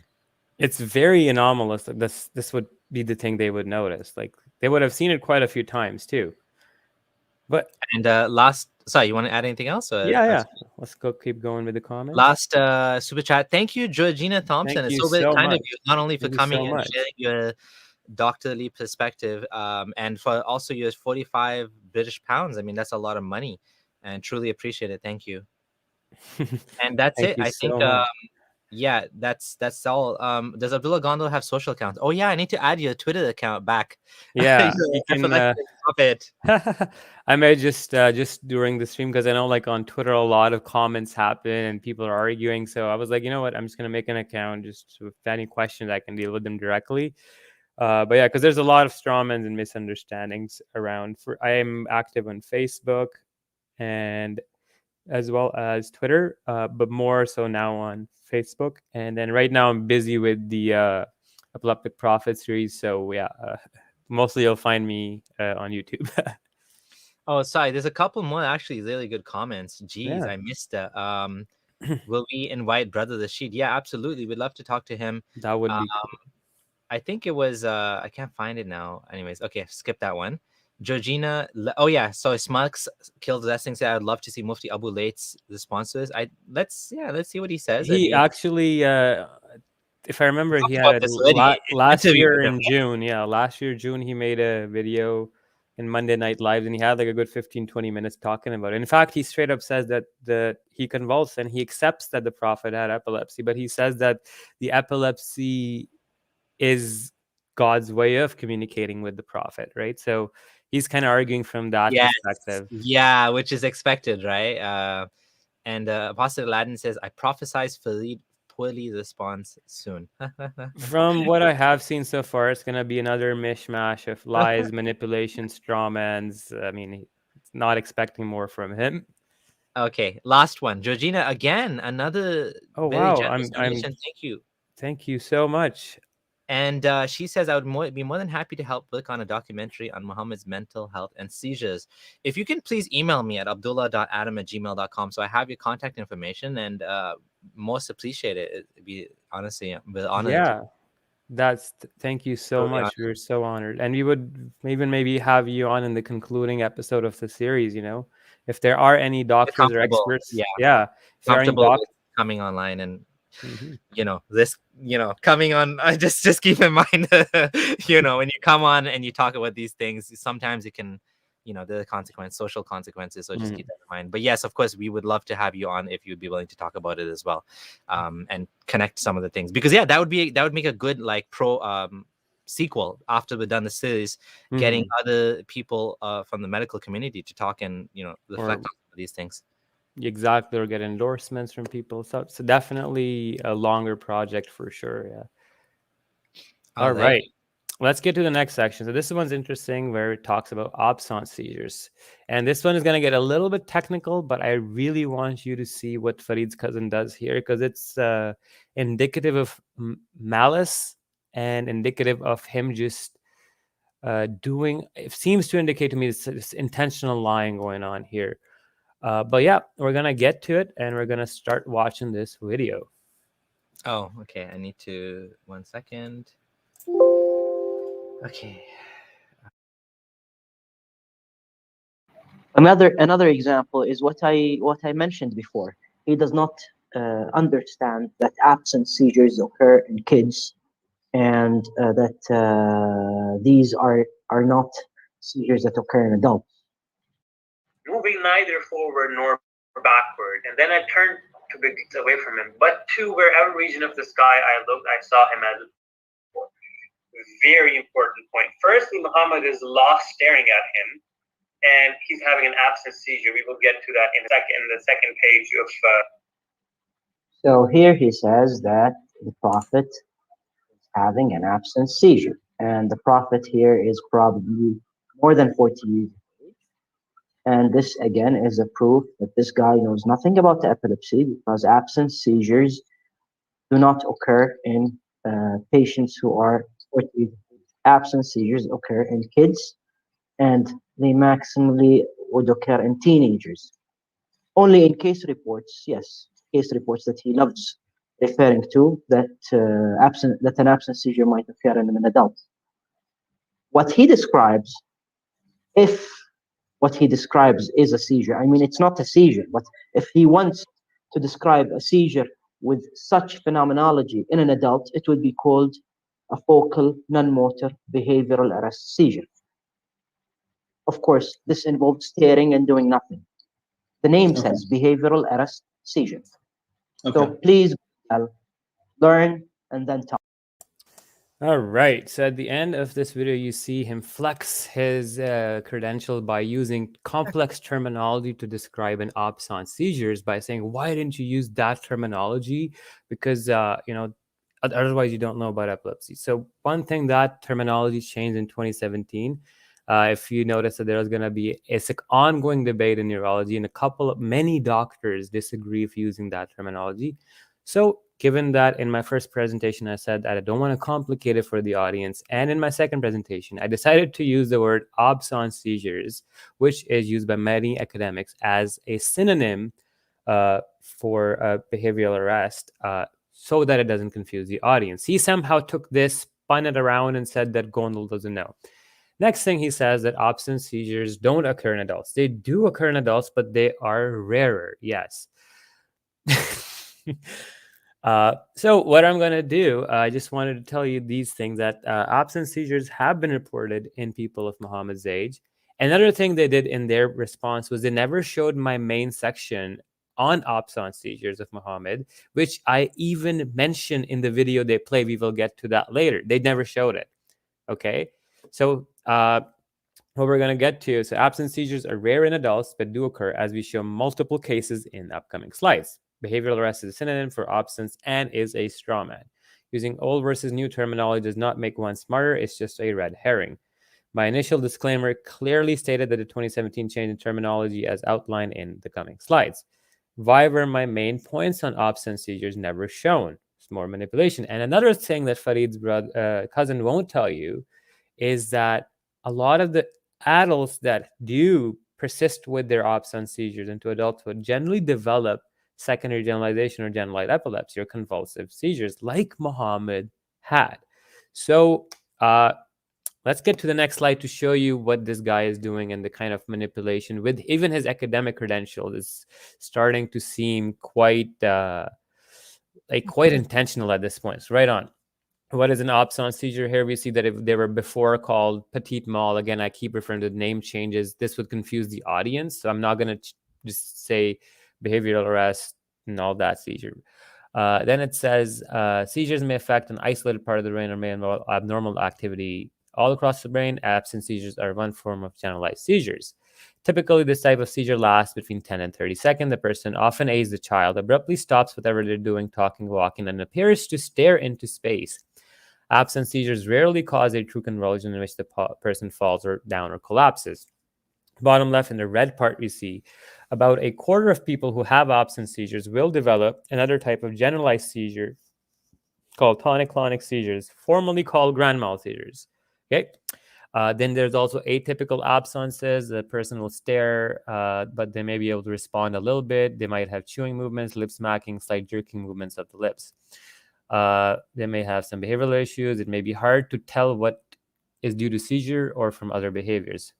And then they go on a little bit more, but on the right side, you see typical absence seizures in adults. So if this guy is saying absence seizures don't occur in adults in his first few statements that he made, well, then he's wrong. That there are papers written about absence seizures in adults. Now, in the bottom of the blue highlight, you see, though often considered rare in adults, typical absences with onset in childhood and puberty persist into adult life in 7 to 81% of the cases. Right on. Now, once that has been done, that we've established that they do occur in adults, we're going to just go a little more on the next slide to show you, to nail that point home, that the word that he's using is kind of to flex his own credentials is just pointless and a red herring. As you see, although patients and physicians often do refer to absence seizures as Petit Mal seizures, absence is preferred term to describe seizures with staring and unresponsiveness. Again, now this is another doctor who's contradicting Farid, who says we should use absence as a word, but this was written in 2006. Now, another one that's written in 2020, which is more recent, is after the terminology change, argues for the opposite of what Farid's cousin says sometimes. Absence seizures are brief seizures characterized by behavioral arrest. The term Petit Mal was once used, but they're describing an absence seizure. In 2017, absence seizures are generalized non-motor seizures. However, this term is not entirely precise. So as you can see that if the doctors themselves are arguing that what is precise, what is not, and this is an ongoing debate, and if I can include this into my presentation, it isn't going to do nothing more than confuse the audience. So he's capitalizing on this one word, and I don't know how he thinks that saying the behavioral arrest thing is going to make it better. I have more detailed articles attached underneath for further reading, people who want to go over this. But yeah, again, like I said, the paper said, absence seizures are brief seizures characterized by a behavioral arrest, which is the word that he used, behavioral arrest. And then he was trying to give the technical onset and then how the seizure flows. That is very, very confusing for the audience. But yeah, that was it. He just made a point out of nothing. He spun it with that don't use the correct term and to make himself smarter. Now, in the next slide, we're going to see that he said the Prophet was 40 or around that age, and at that age, seizures don't happen in adults. And then he said that case reports. Well, we don't have one case report. We have multiple case reports of people suffering from absence seizures around the same age as Muhammad. So let's go to the next slide. I was going to add, for those of you who want the links, obviously you won't be able to type that, but I will be adding the links within the next few days. So if you're listening to this on a podcast, by now you should be able to get the link. They'll be posted on the podcast page. There'll be a link to that, so you'll be able to get all the links. And this will be done right away, so you don't have to wait for the slides to come out, but it'll be within the next day or two. It'll take some time, obviously. Mm-hmm. Right on. So in this paper, again, we see that the typical absence seizures in adults. But what I'm going to highlight here on the right side is I've highlighted the ages. Now look at the ages that I've highlighted. 40, 41, 42, 43, 38, 44, 38, 39, 46, 34, 35, 60, 67. What's the point? When Farid's cousin says, oh, like adults, especially the age of 40, cannot have it. No, I mean, yeah, it's rare, but we have cases, so many of them, that there are reports. And as you see that these people also have generalized seizures to go along with it, similar to Muhammad. And also, if you see that in the bottom, it indicates that if these people had juvenile absence epilepsy that later on developed into seizures. What's the difference, again, between absence seizure and generalized tonic-clonic seizures? So absence seizures are normally a state of unresponsiveness where the person doesn't lose full consciousness. They'll appear to be kind of blanked out and not respond to people around them. But they won't like fall on the ground generally, and they'll come back to themselves and just carry on what they're doing. Whereas generalized tonic-clonic seizures are seizures where you're on the ground, convulsing full-on, tonic-clonic, foaming at the mouth, breathing, snorting. Oh, okay. What about the lip smacking? So those are complex partial seizures. Those can be focal, where they can start and they are kind of an absence seizure like we saw in the slides prior. You might see absence seizures manifest as lip movements. So that also, like you said, this section ties back into the lip movement section as well. But yeah, exactly like they're daydreaming. And we'll see videos on the next slide, two videos from two patients. On the left side, this is a channel from a doctor who makes videos examples as education. He's a specialist.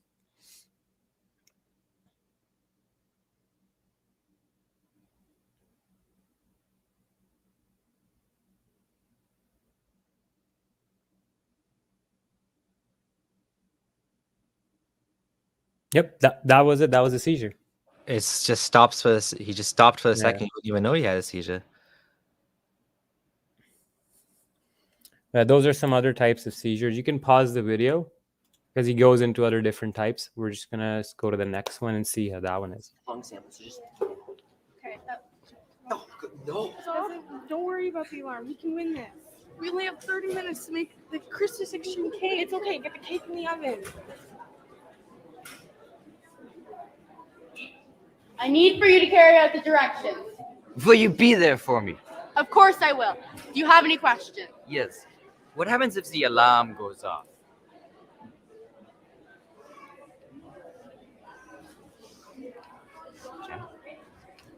Jen?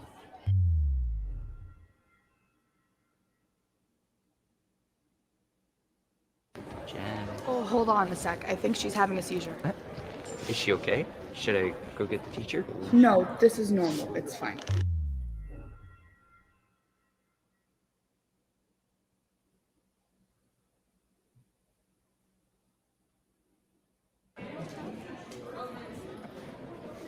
The object of this mission is to go as far into the earth as possible. The alarm means nothing.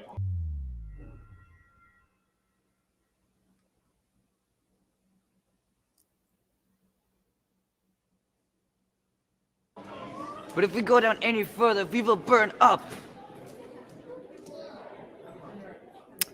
Perfect. So we saw this video. It's very interesting. Now that you've seen what an absence seizure might look like, we're going to go show you the part that Farid didn't show you, the main points of the absence seizures of Muhammad. So these are very interesting descriptions. Now let's go to slide number 249. Right on. So on the top left, we have Seerat ibn Kathir, and he says, when the revelation came down the body and the face, of Messenger of Allah would become pale, he would ignore those with him, and none of them would address him. Then in the bottom, it says, we were with the Messenger of God when the revelation came to him. When this happened, he could still see, and his eyes remained open, while his hearing and his heart were made empty for what would come to him from God. That's quite clear. Now, in the top one, we're going to read it again. So he's talking about Sauda, and she went back to the Messenger of Allah and questioned him while he was sitting having supper and holding his milk in his hand. God then sent down the revelation to him. While the milk was in his hand, he then raised his head and said, you women have been blah, blah, blah, blah, blah. This shows that revelation did not fully absent his feelings from him. This is proven by him being seated, and the milk, moreover, did not drop from his hand. So very interesting where Muhammad would space out for a few seconds and then say something or he'd get a revelation. Another interesting thing is, on the right side, there is this incident where the Messenger of Allah, this guy was talking, and he asked Muhammad something, and the Messenger of Allah remained silent. And it was said to him, i.e. that man, what is the matter with you? You speak to the Messenger of Allah when he does not speak to you? We noticed that he was receiving revelation. Then he recovered and wiped off his sweat and said. So this wasn't just like he just was ignoring the guy. He was receiving revelation. So it's similar to like people be talking to him and then you just suddenly go blank and stare like that girl that we saw in the video for a few seconds, and he'd kind of come back. Sometimes he'd start sweating. It might get worse. Generally don't. But yeah, that's what it is. It's pretty interesting, the anomaly where he just starts staring in blank space. In the next screenshot, we have shown this screenshot before. What we're going to get to now is him lowering his head. And in this one, we're just going to focus on the lower part, and he would lower his head into his lap. This coincides with the next hadith that we're going to show in the next slide, which talks about this. And it said the Prophet sweated when it was cold. That's the chapter name. And the hadith says, when the wahi revelation descended upon Muhammad, he lowered his head and so lowered his companions. And when this state was over, he raised his head. Sometimes Muhammad be sitting and he'd get like a revelation or something. He'd lower his head, be in that state for a bit, and then raise his head back. Now, this can also be a type of a seizure. And this is where it gets interesting, where the details are adding up in an order, in a type of fashion where these people did not know about epilepsy to have been able to fake these that fits within the scientific framework. We're going to watch these two videos. They're pretty basic, but just to show that is possibly what was happening with Muhammad.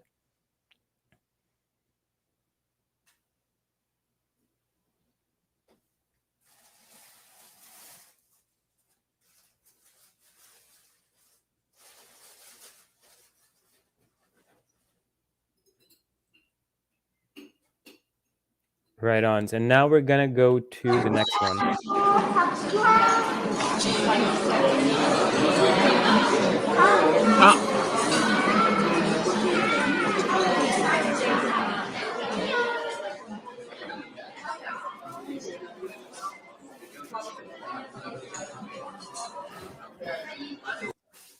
Now you see like the lowering of the head all of a sudden is very anomalous, because we see this as a type of a seizure, and then we see this in the hadith being reported that people knew that when sometimes he'd get revelation, his head would just kind of be lowered, and then he would just raise it and continue on. Another thing I want to show you is that you don't lose consciousness every time. You can literally have the limpness, so atonic is being limp, can only occur in the upper half or just this part of the body. Sometimes it can happen when you're walking around, and if you have an atonic, you can literally fall because your muscles sometimes go limp throughout the body.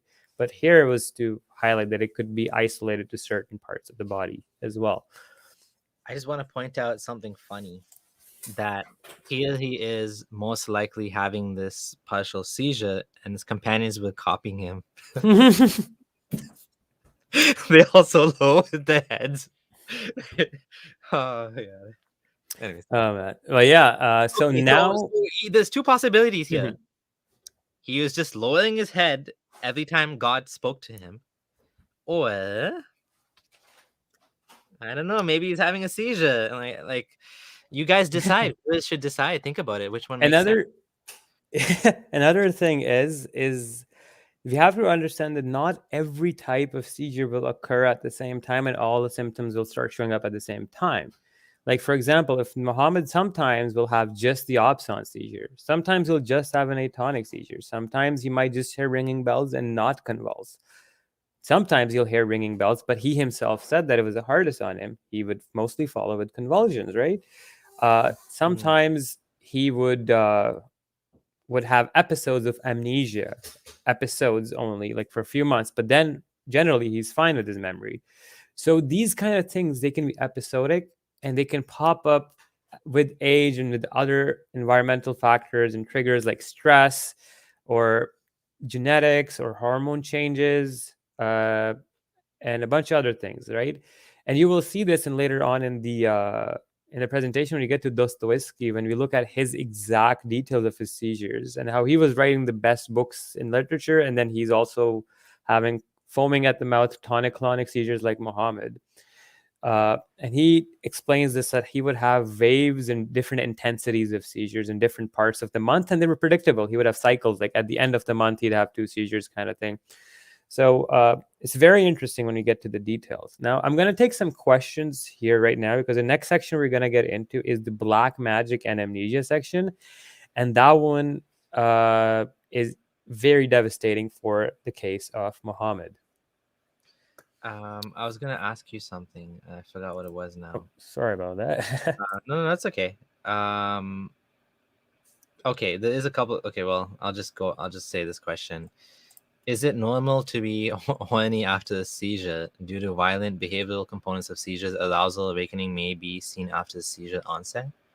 I would argue like it could go both ways. Again, we'll get to it in later section, hypo and hypersexuality. But generally, it's hypo, but they can have altered sexuality and episodes of hypersexuality. So altered sexuality for Muhammad would be the 6-year-old child bride, his adopted son's wife, then even like him marrying so late in his life to a 40-year-old widow could be seen as altered sexuality. Him then, there were bouts, like we're going to go into the next section, where he would have hypersexuality, where he's boasting about having sex with 11 women in one night and having the strength of 40 or 30 men. But then there'll be bouts of hyposexuality where he couldn't go to his wives because of the black magic, right? So there's episodes where some seizures normally may cause hyposexuality, but then after a certain seizure, you might have hypersexuality. It depends on a lot of things. We generally can't pinpoint each event or each sexual interaction Muhammad happened. What was the cause of it? But from the overall perspective we gather from all of the women he interacted with and the rate at what he was going at, and the nature of the interaction, that it was generally resulted from the sexual urges or lack of sexual urges coming from seizures, because seizures impact your sexuality and your brain is tired, your brain's used up all the neurotransmitters. But yeah, just to put it simply. All right, thanks for that. D says, I can't imagine how many hours were spent going through hadith, tafsir, dictionary definitions, secondary references, books on epilepsy, trying, not just reading books on epilepsy. Tell her about one of the books you got. It had a hole in it. Yeah, so the book I got, Dr. Dede Korkut's book about Muhammad's epilepsy, literally had a stab in the back of the book. And then another book I got, the book In Spite of Epilepsy by Dr. Matthew Woods, literally had some Muslim putting brackets on the outsides and writing, "This is all false. This is not true. Don't believe this liar," in the copies, in printed copies. I'm like, what the hell? Bear in mind, like, one of them was a secondhand copy, but still, like, the book being stabbed is quite absurd. It's kind of hard to find some of these books. Like that's right? I mean, we ordered one book from India. I paid $200 for it and never got it. So I got a refund, thankfully. But like that's how hard it is to find some of this stuff. It's not, it's not easy to do. So anyway, so yeah, that's I can attest to that. He showed me a photo a while back. Okay, so there's not many other comments, so that's good. We can continue if you like and go to the next section. And I remember my question. You said there's an example of Muhammad where he had some seizure or something with no revelation. Which one was that? So we're gonna get to that later. We're in Okay. this section. It's coming up. It's coming right up. So in this All memory, right. this section is about his memory problems. So this is the one. All right. Yeah, books under attack. That's funny. I just wanted to read that So- comment. Okay. A lot of times what happens with epilepsy is like Farid's cousin said, that they might have amnesia, and amnesia can manifest in episodes, right? And these episodes can be where you're forgetting normal things in life, and you can have issues with the memory. Now, did Muhammad have any issues with his memory?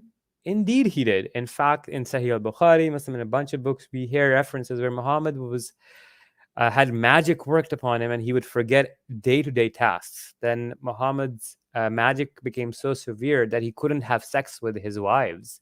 That was the hyposexuality, but the alterations that happened. He also had visual field defects. He almost lost his sight.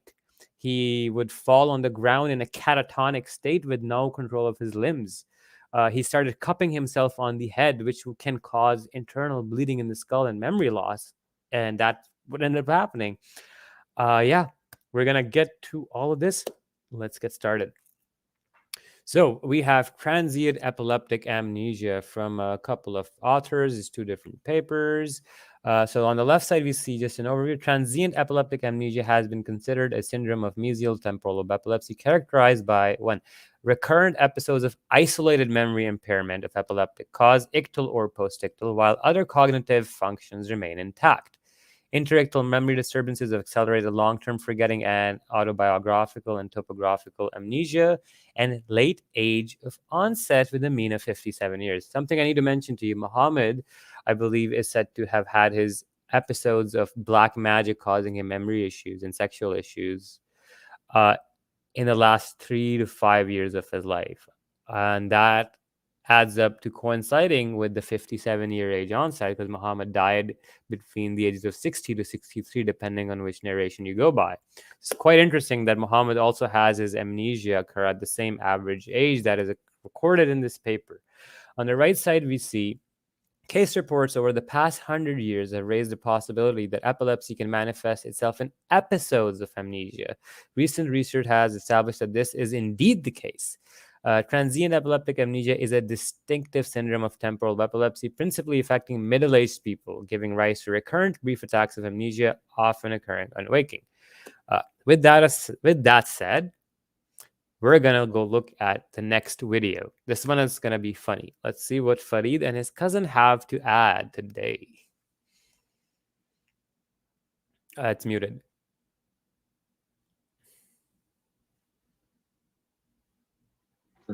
So if you had thousands of seizures originating in your temporal lobe, you will have a memory of someone who is demented or in early dementia. So one thing to note is that firstly says that it has to be early dementia or bad dementia. No, it does not necessarily need to be. Like we said, it can be episodes of amnesia, right? Now, when we go, Farid's cousin said that the Prophet never had any memory problems, right? And he said he didn't have amnesia. But when we open Sahih al-Bukhari in the next slide, what do we see in the book of medicine from Sahih al-Bukhari? Narrated Aisha. By the way, like everybody knows this story, right? Even I know this story. Okay, that's not really a good example, but this is a common trope against Muhammad. He had black magic work on him. Mm-hmm. Anyways, I'm just saying, like, this is. He knows this. He knew this for sure. Yeah. Anyways, like I said, the intentional lying, right? Yeah. Magic was worked on Allah's apostle so that he used to think that he had sexual relations with his wives while he actually had not.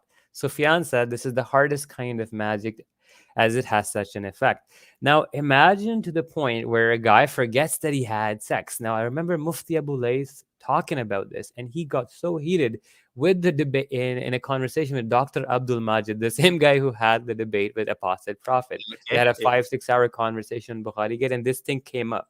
I might add it for you guys to see in the next part, but it was just, yeah. But Mufti Abu Layth was like angry, like, how can you say Muhammad can forget that he had sex with his wives and then expect to believe that he's getting revelations from God? If he can forget that he had sex with his wives, How does he even remember or recall the revelations that were sent to him during this period? That's one line you never want to say to your wife. I've had better.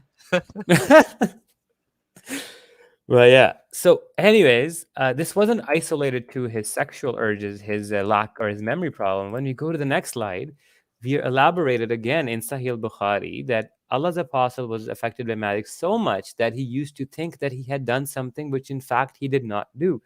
He then started forgetting day-to-day tasks. And this we will show in the next few slides. It gets really bad. Now, the point we need to take here, the guy is forgetting he had sex with his wives or not. He forgets what he's done or not. How at this point, Muhammad is of a weak memory and a weak mind, and by hadith standards, he'd be rejected as a weak or daif narrator. Straight up, I'm not even joking. You can't take hadith from Muhammad. He's not of sound mind. Because he has magic affecting him. This is his irony. I'm curious. Is there, you know how they don't like they get rid of narrators who have bad memory? Do they have an excuse? Do they get rid of narrators that had magic affected on them too? That's actually a good one. You know, I never heard to look into that. Yeah, or like a narrator that was possessed by a jinn in his life, and then if he accept his narrations or not. Magic, I have to read this comment right now because it's so appropriate. Magic is a much more reasonable explanation than memory loss. Yeah. Like, right, guys? Like, come on, of course. It's 7th century Arabia. What could go wrong? I just got to call the elephant in the room.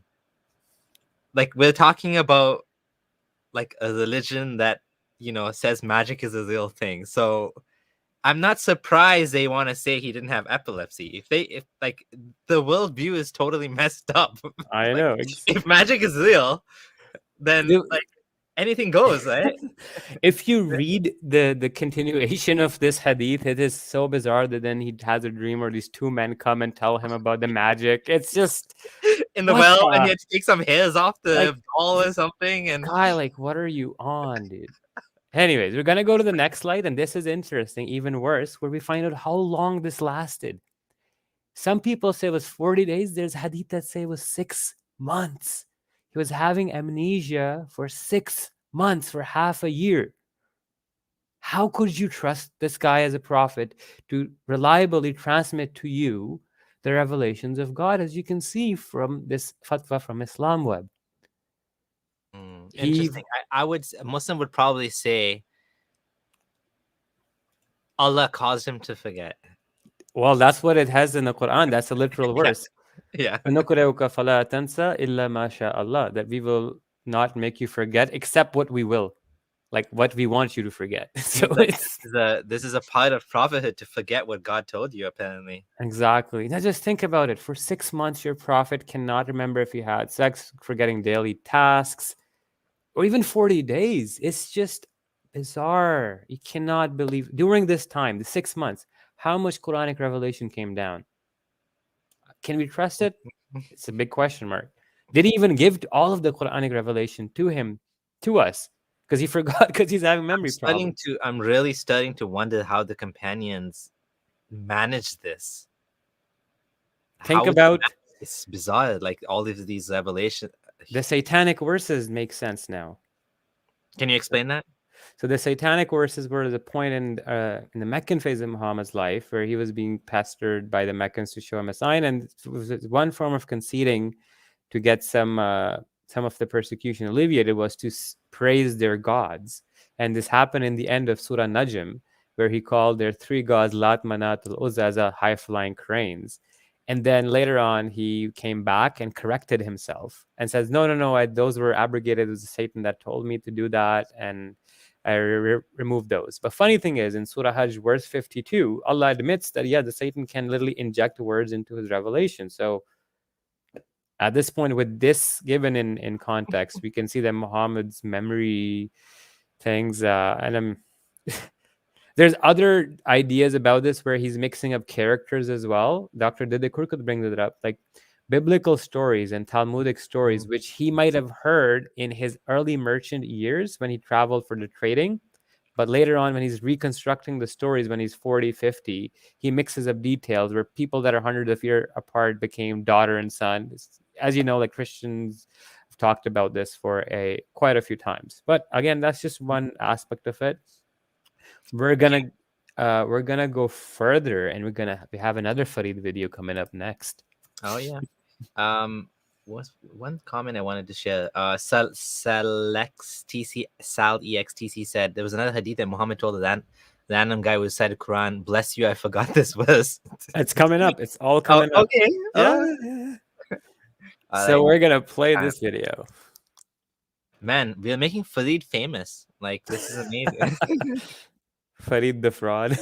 If you have a problem with your temporal lobe, you might have a visual field defect. Do we have any reports of that? I don't believe we have any reports. No. Oh man, this poor guy is like they just don't know. They just don't know the literature. So I'm just gonna quickly go over what it says on the right side. So a short report: postictal blindness, ictal meaning seizures. So blindness can occur, or visual field defects. Cortical blindness following grand mal seizures occurred in 5 adult patients. The causes of seizures included idiopathic epilepsy, vascular accident, brain cyst, acute encephalitis, and chronic encephalitis. Blindness was permanent in 1 patient, but the others recovered within several days, since most of the patients were either unaware of or denied their blindness. It is possible that this event goes often unrecognized. Now, despite this being hard to detect 14 centuries ago, this was still recorded. We're going to go to the next slide and show you that, like I said, Farid's cousin is saying Muhammad didn't have visual field defects. He, in fact, did. So, during the Black Magic episode, we're going to be reading this from, I believe this is the book of Qadi Ayaz Ash-Shifa. And it says on the left side, Az-Zubayr said the Jew of Banu Zurayq tribe bewitched Allah's messenger and cast that magic amulet into a well. The messenger of Allah was subsequently about to deny his sight till Allah guiding him what they did. On the right side, again, it says he assumed the story became apparent for you that magic was conducted against the Prophet's body and organs, not against his heart, thought, and mind. Yet it affected his sight and prevented him from having intercourse with his women and eating. It caused his body to be weak and afflicted with ailment. And what we're going to get to the next highlighted bit. So that was done due to the disorder of his sight, as stated in the hadith, and thereby he would think that he saw one of his wives or watched an act to be done by others, but he did not do that, indeed owing to being impaired and weak in his sight, not because of any disability to distinguish it. But yeah, it mentions that Muhammad had an issue with his eyesight, and I believe it says that he would try to grab a doorknob and he wouldn't be able to grab it. That hadith might be coming up next. Oh wow! Is that why we 4 witnesses for adultery? Because the Prophet couldn't really see well. Oh my God, that is funny. But yeah, now we have a visual field. Qadi Iyad is quoting a hadith that said he couldn't see properly.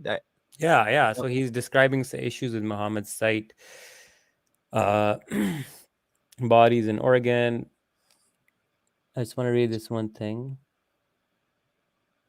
He imagined the things that he done not so. Yeah. So that was done to the disorder of his sight, as stated in the hadith, and thereby he would think that he saw one of his wife or watched an act to be done, but he did not do that, indeed, owing to being impaired and weak in his sight. Right? But anyways, we're gonna go to the next one. We then have Ibn Qayyim in his Tafsir of Mawuzatain. He says, they say, the scholars, that the magic that afflicted him was temporary illness which God cured him of. There is no shortcoming in that and no defect in any way. For illness is permissible for the prophets as well as fainting. So it alludes to a lot of the other prophets fainting too. He, peace be upon him, as in Muhammad, fainted in his illness, and he fell when his feet was dislocated and his leg was grazed and cut. For this is amongst the trials which increases. So Allah afflicted him with magic, and it caused him to lose his balance, fall. He would faint, and the fainting is tied into him falling and hurting his leg. As we see again, this is another interesting thing reported by Ibn Kathir. Why does this coincide with his magic and fainting, right? Going forward. Can I just read this comment? I thought this is very interesting. Mhm. So then Alexander says, a prophet can't be sick for the same reason everybody else gets sick. Because Mhm. back then, the sickness, bad luck, etc., all had a moral component to them. Thus, a perfect prophet needs an elaborate mythology. This explanation, Mhm. me, just fits really well. Of course, the prophet didn't get sick. Of course, he didn't have illness. It was magic. I mean, to me, that's even worse. That magic worked on the prophet. I thought he's supposed to be like some superior, pure, like it's bizarre. Like he's the one that's leading Quran more than anyone else, and magic worked on. It's kind of bizarre if that's the reason, but that's a fascinating idea. That if that's, like if that was the thinking behind using magic to explain it away, Exactly. It's just like because they have to save his save him. mental It's health. just like, yeah, his mental health has to be saved. That's what it is. They have to unload the burden from the mental health, from memory loss, and project it onto mythology, i.e., magic. That would explain. That Otherwise, Muhammad's memory perfect problems show not sound of mind. Hence, he won't be accepted as a hadith narrator. that's epic. Oh man. Right. But yeah, we're gonna go to the next one, and this is a paper from Muhammad, the unreliable hadith narrator, had magic on him. He had memory loss, forgot verses of Quran. He forgot verses of Quran. You want to trust him to narrate hadith? Exactly. So basically, none of the hadith are valid anymore because Muhammad himself is an unreliable translator. Unreliable narrator, I mean. Oh my God, that's such an incredible insight. I mean, it's funny because it's ridiculous, but it just shows you how ridiculous this is. Exactly. Like it just doesn't add up.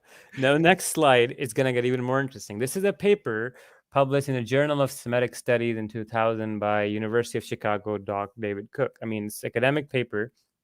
You can read it from full detail. It goes over all the narrations, how the story evolved, who says what, the Shia, the Sunni, early scholars, medieval scholars, later modern scholars. But you just got to notice something. On the left side in the highlight, it says, one of the most unusual stories associated with the Quranic surah regards one, Labid al-Asim, the Jew, who, according to many accounts, managed briefly to bewitch the Prophet Muhammad, leaving him in a catatonic state. That means like unresponsive? Yeah, or like limp, or like, unresponsive, basically. On the right side, it says Sunnis also continue to mention the story of this guy. And then he says, but he allows that some of the limbs of the prophet were out of his control for a time. Again, this is a long paper. Man. This is so weird. Yeah. It's not just like mythology. It's like mythology which you don't know which one's the correct one. It's like there was 50 copies of like Harry Potter and they're all different. And you don't know which is the right one, and people actually believe in it. Exactly. It's just it's wild. So now the next slide is just graphic imagery, but just fair warning. This is, I think, Ibn Qayyim's book, and he's quoting on the left side. And this is interesting. So what you see on the right is what Muhammad started doing to alleviate the magic. Okay, he's thinking he's having memory problems and stuff. He starts to fix it by cupping himself with a horn on his head. As you see at the bottom, Abu Ubaidah has mentioned in Gharib Hadith that Abdurrahman narrated, the Prophet has his head cupped with a horn after a spell was cast onto him. We've seen from other hadith before that he had unilateral headaches, i.e. migraines on one side of the head, and he would cup his head as well. And what it looks like with blood coming out is what's on the picture on the right. Now, I don't need to explain to you why draining blood from your brain area is not a good idea, especially with vacuum suction cups. And it creates, we'll see in the next few slides what ends up happening. So as we see, we have on the left side a reference, National Center for Complementary and Integrative Health, about cupping. In vet cupping, the skin is pierced and blood flows into the cup, like we saw in the picture. Safety, it says cupping can cause side effects such as persistent skin discoloration, scars, burns, and infections, and may worsen as ischemia psoriasis. But here's the interesting bit. Rare cases of severe side effects have been reported, such as bleeding inside the skull after cupping on the scalp and anemia from blood loss after repeated wet cupping. On the right side, we say The Prophet had himself cupped 3 times in the veins at the sides of his neck on the shoulders. Mama said, I got myself cupped and I lost my memory so much so that I was instructed to recite Fatiha by my friends. He had himself cupped at the top of the head. Now, funny thing is, Muhammad, in the prior hadith we saw, did cup himself in the top of the head. And this hadith right under. How would he read Fatiha if he has memory loss? Wouldn't he forget? He might forget Fatiha too, right?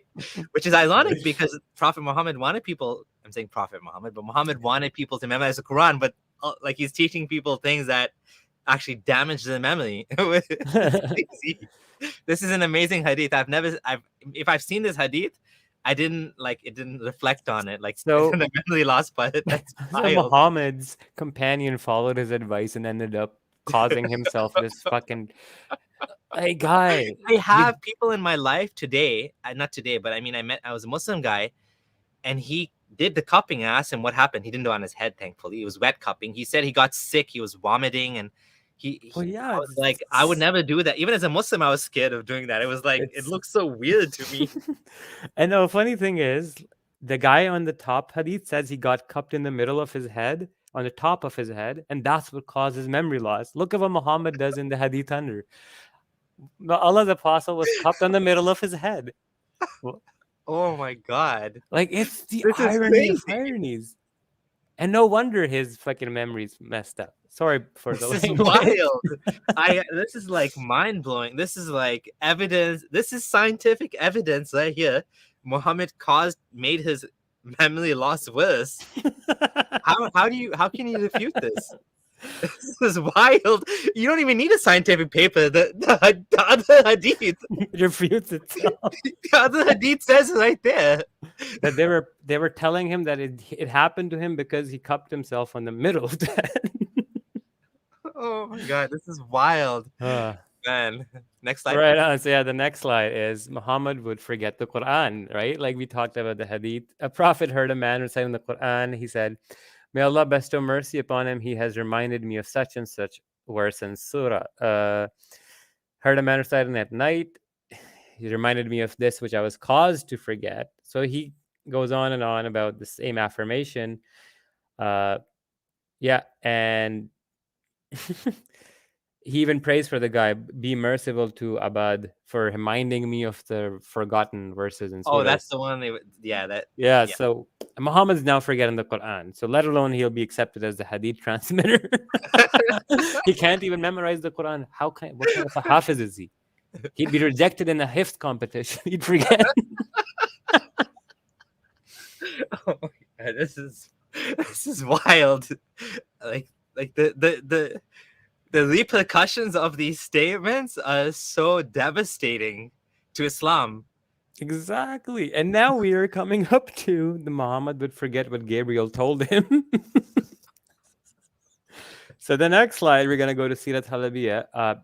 I'm using the Urdu one. I'm going to read it out for you and I'm going to translate it quickly.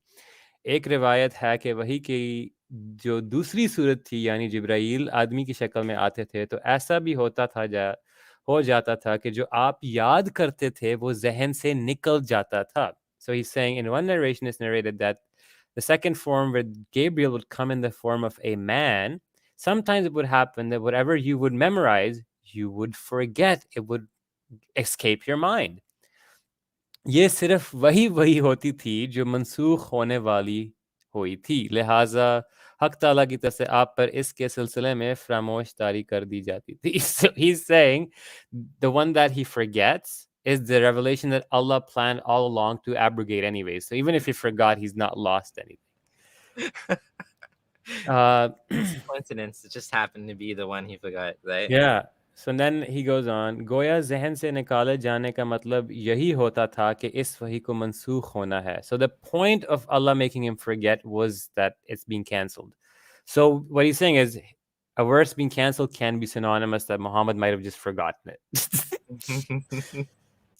मंसूख होता था क्योंकि जो वही हमेशा बाकी रहने वाली थी उनको खुद अल्लाह ताला आपके ज़हन और क़ल्ब में जमा देते थे. So the verses that were not going to be cancelled, he won't forget them, or Allah will make him remember those ones better. But yeah, in this one narration, and then in the next slide, we have Sirat Halabiya reiterate this same thing again. वही मुझ पर दो तरह से आती है. एक तो ये कि जिब्राइल मेरे पास आते हैं. So revelation comes to me two ways. One is that Gabriel comes to me. और जिस तरह एक आदमी दूसरे आदमी से मिलता है, like a man meeting another man, और इस तरह मुझसे मिलते हैं. So Gabriel meets him like he's meeting a man. ये वही मेरे ज़हन से निकल भी जाती है. Muhammad is saying sometimes this revelation escapes my mind. और दूसरी सूरत में इसी तरह वही आती है जो कुछ घंटी की आवाज़ सी होती है. And then sometimes the revelation comes to me in another form which is like the ringing of the bell. This one मेरे कल्ब के अंदर जम जाती है और कभी ज़हन से नहीं निकलती. So he says that when he gets the ringing bell sounds, that one he never forgets. That one stays in his heart. But when Gabriel comes to him in the form of a man, that one can sometimes be forgotten. But yeah, he goes on the same thing, explaining the same thing and how he talks to Gabriel. Sometimes he forgets. So that was a very, very interesting section that's now coming to a conclusion. Now, if you have any comments, any questions from people, we'll take them now, because this was a roller coaster where Muhammad's cupping himself on the head, his falling, hurting his leg, catatonic state, losing control of his limbs, forgetting he had sex, forgetting he did things for 6 months. I don't even know what to say. Yeah, I know. This is wild. The astronomer says, do you think that guys think that Farid cupped himself, which is why he doesn't remember these hadith? I mean, it is sunnah. He can't even be offended at us asking him to cup his own head. Because if he gets offended at that, that means he's offended at Muhammad cupping his own head. Hence, he's offended at the sunnah. So yeah, he should definitely try the prophetic sunnah once in a while, or ask his cousin if cupping yourself on the head is a good idea, because he's a neurologist, right? Oh, that's a challenge to Farid right there. Great Jedi is just laughing at what we said. Hadith transmitted with memory loss. This is not just Hadith transmitted. This is Quran transmitted from Gabriel. You have Gabriel, then you have memory loss person, then you have other companions.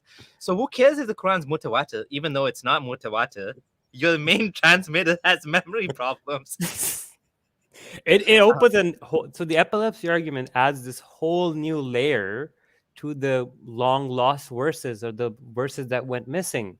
Muhammad must just legit have forgotten them, right? So this is definitely a interesting one. And then the sheep eating the thing, all that. It's just very interesting. Right on. Okay, do you want to do another section after this, or should we end off? What do you want to do? There's still more comments, by the way. We can take one more section, and this is kind of like a digression from the main point. I wouldn't have brought this up, the gait disturbance of Muhammad and possibility of maybe hydrocephalus, because I only brought it up because Dr. Dede Korkut brought it up. Okay. We'll do that, and then after that section, we will switch gears for the rest of the series, mostly towards his personality changes and his delusional beliefs. So I guess, after this coming section will be a good point to end for today. All right, so let me go to the comments, because there are some interesting ones. Soren Alexander says Christianity has Paul, who many think might have been an epileptic, but not enough seems to really be known about him to apply this sort of extensive, amazing research. The miracle of Islam, we have the preserved epilepsy of Muhammad. It's just amazing. It is amazing, actually, isn't it? Exactly. Unintentionally, right?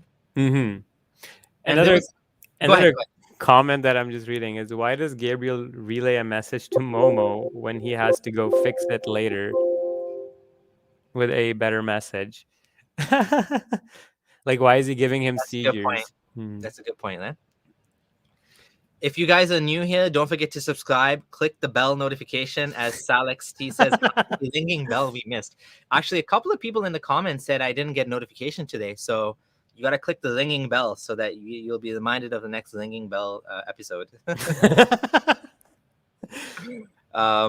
Yeah, so this is kind of like what I was kind of alluding to, but I wasn't saying it in this way. Like, they don't believe in mental illness and science, so how would you convince them with evidence? And yes, if they believe in magic, already there's no point. Magic and jinns and all of that, but there is a point. Look at Abdullah Gondal. Look at me. Look at all the ex-Muslims in the chat. Like, we all believed in this stuff. As stupid as it is, there's a way that it got into a psyche. In my case, Abdullah Gondal was born into the religion, meaning his parents raised him as a Sunni Muslim.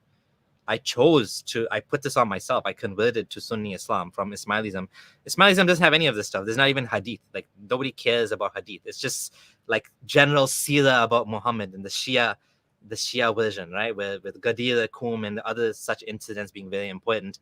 And Ali's sword had two blades on it. It had a name called Zulfikar. But they don't go into this sort of stuff like this level of hadith. But there is a point. The point is that look at me, look at Abdullah Gondal, look at all the ex-Muslims in the chat today. Look at all the hundreds of people that have messaged us and messaged Harith Sultan and, for the work that we're doing. And like people that the faith has been shaken by these presentations. Muslims that are joining us and saying this makes sense, what you guys are saying. I'm not totally sure what to do with this information. So there is a point, which is why we do this, right? The point is that it is having an impact. Like, we can't unfortunately share with you all of the impact because there's, these people, they don't want necessarily, not ready to come out in public or whatever. So we're not able to tell you that, right? But there is a lot going on behind the scenes. Mhm. Like we've told you before, we have a big da'i that's somewhere in the Muslim world that's left Islam, and he talks to us regularly. He's completely convinced that Islam is no longer, he's completely convinced. There's a grand mufti of a country who's not a Muslim. I'm just gonna say that and leave it at that. Okay, so I'm not gonna name the country, the region, but yeah, there are people at that caliber who have left the religion. It's just the timing whenever they come out, whatever. But yeah, the point where the large tsunami is gonna happen, I believe, is getting closer and closer. Adnan Hafiz, thank you for saying this. Cupping to the head is extremely dangerous. Mm-hmm. That is indeed very dangerous. And as a Muslim, if you can see this, and there's so many hadith, you can go on sunnah.com and write cupping head. You'll get quite a few. Now connect this with Muhammad's headaches, Muhammad's migraines, Muhammad's fainting. A lot of it starts to add up. Adam says cupping is rampant in Malaysia. Mm-hmm. The Prophet was cupped while he was fasting in Bukhari. Perfect. That can't be good for you. Yeah. I was going to say, I just want to make one small comment. I'm not a fan of this, naturopathy and homeopathy and all this alternative medicine in general. But like a lot of there's Olympians that do cupping, but they don't do the wet cupping. They do the dry cupping where they do suction, but they don't make a cut in the skin. Mm-hmm. And, I think some of it is superstitious. Maybe I'm not going to make comments about whether that's beneficial or not, but what we're seeing here is totally different. We're talking about wet cupping where you're cutting and you're pulling out blood. Obviously, I don't think there's any medical benefit to that, but I could be wrong. I don't know. But for sure, it's like buyer beware. If you're going to do that, there's an incident where Muhammad got cupped and the blood that came out, this one guy drank the blood, his companion. And then Muhammad prayed for his being blessed or something, and it's just bizarre, the delusion. We'll get to that later. Okay, so I think that's enough comments. Let's finish off this. Let's do this one last section, and then we're gonna call it a day for today. So Muhammad had a weird gait disturbance. Now we're not told when he acquired this. Did he have it all his life? Was it in the last latter half of his life? Last few years, but it is anomalous in a way where when you add up, hydrocephalus can consist of triad of symptoms where we have a urinary incontinence issue pop up, gait disturbance, and an enlargement of the head may pop up. Again, we have some evidence that alludes to Muhammad having some of these things, which is very interesting. But this is not, again, primary evidence for the epilepsy diagnosis. This is something that can coexist with epilepsy. Again, just view this section with a little bit of a grain of salt. But let's get into it. I'm going to get to the second part. The slide, sorry. There's one more super chat. I just want to call it out because, again, Georgina coming to rescue again for the third time with 90 British pounds. That's a lot of money. Honestly, thank you so much. Thank you so much. Wow. Okay. This is wild to get so many donations from one person in one. We really appreciate this. Thank you. This is Thank you so much. It's too much, but honestly, thank you. Deconverting a Grand Mufti, now that deserves a super chat. Science, reason, and logic has, and will be the future progress for mankind for sure.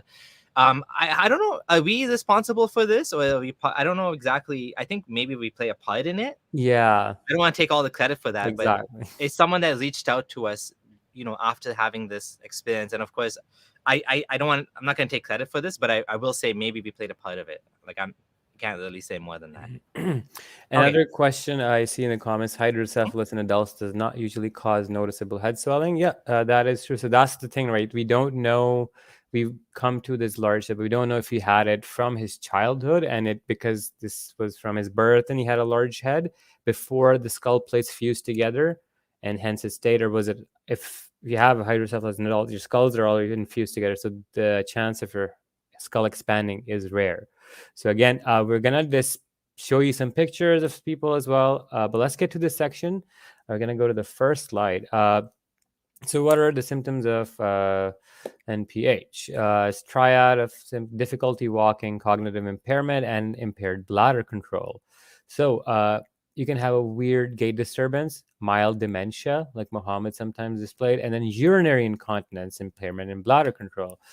Now on the right side, we see hydrocephalus and epilepsy. Epilepsy is common among patients with hydrocephalus, and the risk of development of epilepsy continues indefinitely for those patients, right? Interesting little link. Now let's get to the next slide, where it's going to be a small little minute clip explaining by an expert, Dr. Marion Walker, how epilepsy and hydrocephalus coexist. Well, I would say it's common. Common. Yes.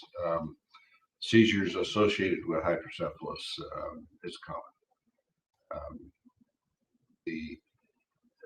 The reason for those seizures can vary. It could be related to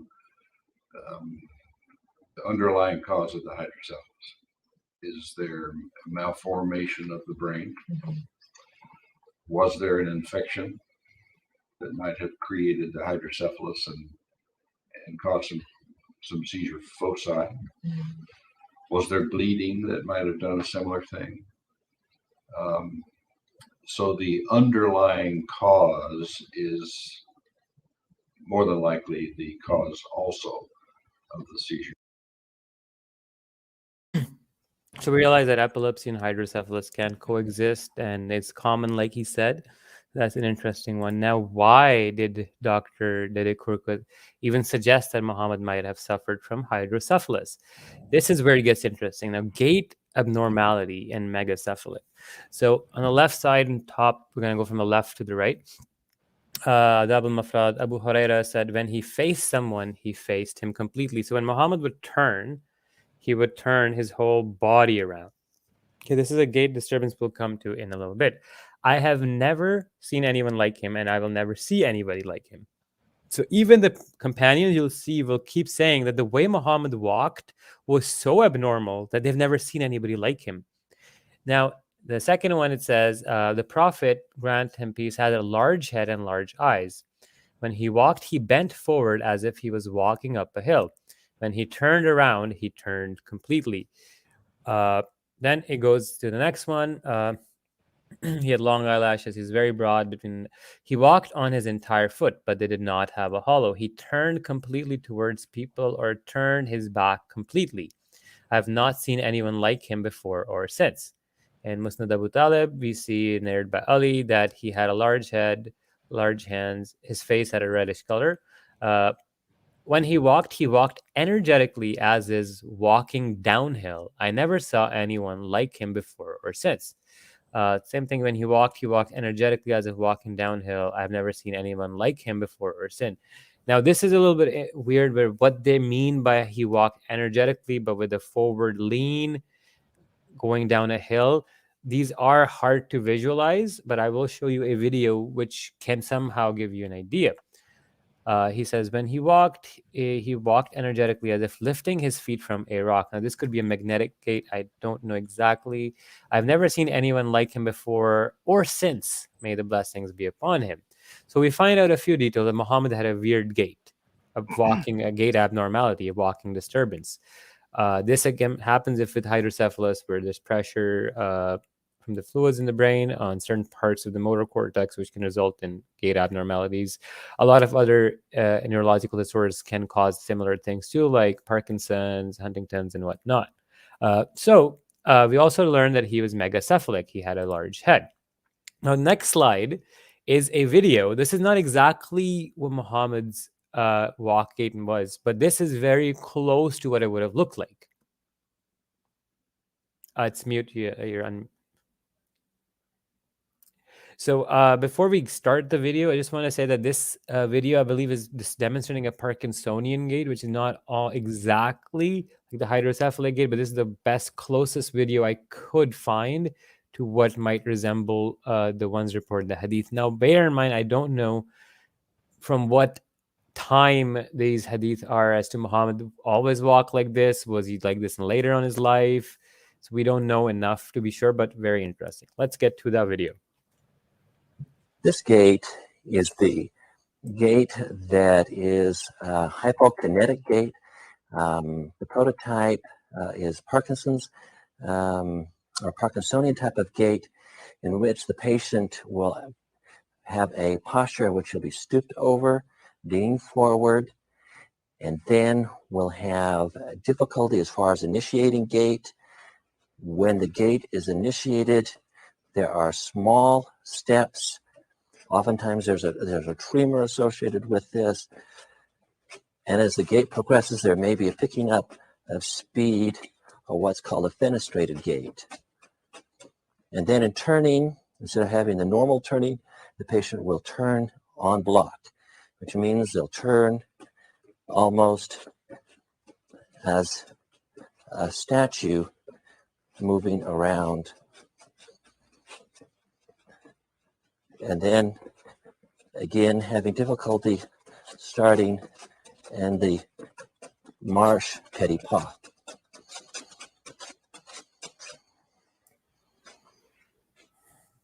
So again, that was very interesting. A few things to notice, like Muhammad's hadith about his gait said that he was leaning forward and he walked as if energetically lifting his feet stuck on a rock. So I don't know if it's like he had a difficulty time initiating the gait, or he was doing this. It's very, very interesting. And then the additional component where he would turn completely, and then the Sahaba being surprised that they've never seen anybody walk like him, which is a weird additional detail. Now, next slide, I'm just going to show you with the large head. So if people know what megacephalus in adults could look like, I did read about Muhammad for his large head. And the scholars do say he had a large head, but they justify it by saying that Jimmy Neutron had a large head, therefore big brain, therefore more intelligent, therefore prophet. That is not the case. In fact, these kind of anomalies are not something you should be proud of. This indicates pressure in the head, fluid in the head causing your head to swell up. But yeah, we see two adults with hydrocephalus that could have an enlarged head. Now, again, we don't have a picture of Muhammad to know if he indeed had head this big. Was it a little lesser? But it's in a very consistently reported detail that he had a large head, and then his gait was weird and be leaning forward and whatnot. Now, next slide. Remember we talked about urinary incontinence being one of the third symptoms, or bladder control? Sometimes you don't have explicit references by Muhammad, but you have to fetch for him through reviewing his habits in his life. And this was noted by Dr. Dede Korkut too in his book. The Messenger of Allah was obsessed, and he said most of the torment of the grave is because of urine. Why? You could be 100 other things. Why is urine such a thing? And urination is the main cause of punishment in the grave. This is bizarre. Why is he so obsessed with urine cause, right? Allah's Messenger said, beware smearing yourself with urine, because it is the main cause of punishment in the grave.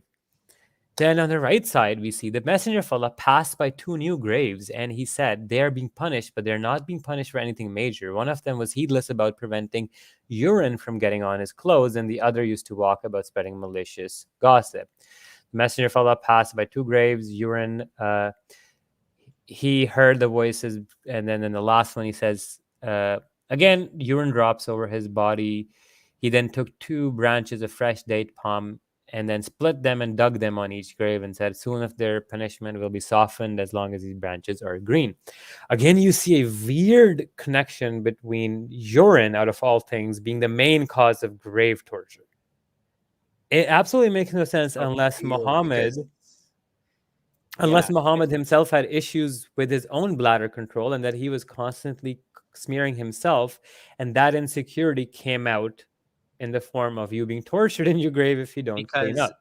Because urine is considered najis and dirty, and it's not like, because otherwise you would think, you know, if this was anything other than urine, he would be like, this is a sign of the blessing. But of course, he can't say that because that seems, you know, especially in that culture. I mean, in general, any culture, but other than the camel urine drinking thing, it's okay, weird. But anyway, it's just bizarre, right? But yeah, this concludes this section, and then the next slide is gonna have a big red background, and we're gonna go through a personality change table, and from there on, we kind of shift towards his personality changes.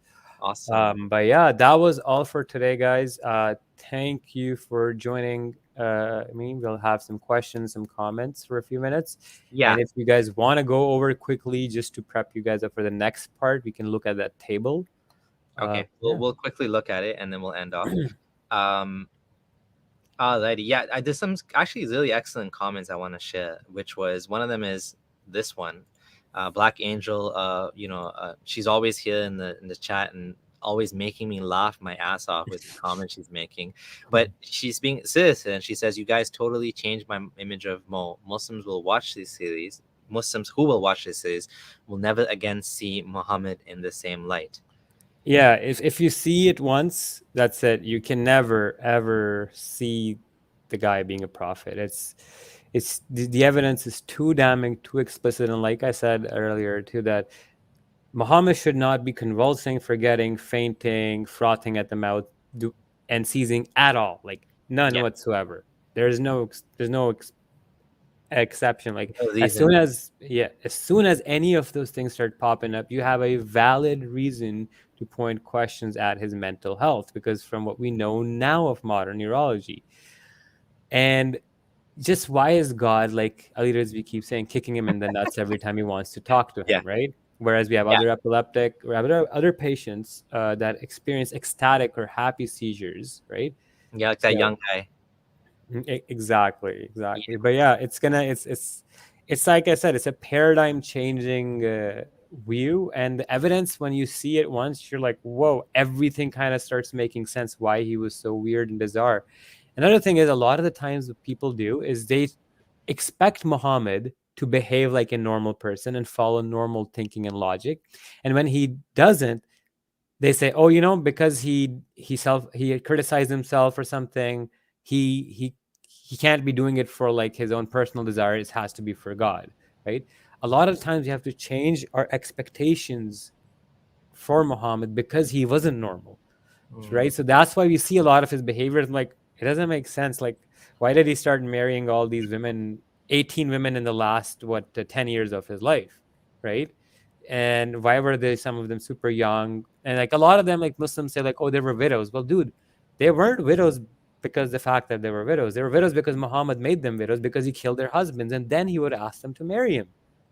Javeria, Safiya, Rayhana, all three of them, he killed their husbands and then married them, right? So yeah. Absolutely. Sarah Laney says, I'm pretty much convinced you guys are right. I am convinced as well. There is, the evidence is explicit. Well, my point was that it's so clear that it's on top of it's the Muslims' burden of proof now to prove us that these were revelations and not seizures. Like, the burden of proof has shifted due to the insane amount of evidence we have. Yeah, I was gonna say, this is a kind of funny comment, but I'll just share it anyways. Talking about the big head, it was Ludge because he always had some cups under his turban. That's interesting. I didn't realize he had a big head. I missed that. Someone said, imagine Salafis copy the walk that he had. Yeah, here it is. Hulk said, imagine Salafis have to copy that walk because they copied the companions all over too, right? There were hadith where there's, I think it's Abdullah bin Omar. It's not a hadith, but after Muhammad had died, he's walking and he gets off his camel or his ride, and then he squats and he does nothing. He squats and gets up a few times from this place, and the guy's like, "What the hell are you doing?" He's like, "Oh, I remember Muhammad got off at this spot and he did this, so I'm gonna just do it for that." Yeah. Right. So the same thing. Why is Muhammad obsessed with growing the beard, imitating Muhammad's way of living, lifestyle, dressing? Shave the mustache, grow the beard. These are all signs of OCD and delusion. We'll get to that. Yeah. Joig, I hope I'm pronouncing your name right. I don't know how those dots work. Said, friendly ex-Muslim, does Abdullah have a Patreon account? No, he doesn't. The donations that you make tonight will go to him. And also there's a 2 Abdullahs link on my blog. You can click on that and make a PayPal donation if you're listening to it after the show, because we don't have super thanks just yet. YouTube is working on that. They're slowly rolling that out. Once that comes out, then you'll be able to donate directly on the episode, and the money will go to both of us. But yeah, and again, thank you to Georgina, who donated a lot of money today, and honestly, most appreciated. Money is valuable, and this money is used. If you want to know where the money goes, the money goes towards Abdullah Gondal, so he can take more time to do this, because obviously he has to work a job as well, provide for his family. He has a wife and kids, and as well, I have a research assistant. He doesn't really do research right now, but he actually does a lot of the subtitles. I hired someone to help out with the thumbnails. Right now I don't have a video editor, but we're working on that, training him to do video editing as well. Tons of stuff that is there's just no time for me to do this on my own. So the money is used for stuff like that, so the channel can keep going while I'm busy at my 9 to 5. And Abdullah Gondal, this work is so valuable that if we can actually get more money to do this so that he can spend less time doing other things, that's just incredibly valuable. But of course, even if he didn't get a penny, he would still do this because he cares about humanity, and I care about humanity too. So at the end of the day, we love this topic. We're just like, we love this topic anyway, so we will talk about it. So I think that's all the great comments. There's probably more I missed. I apologize if I missed any good comments.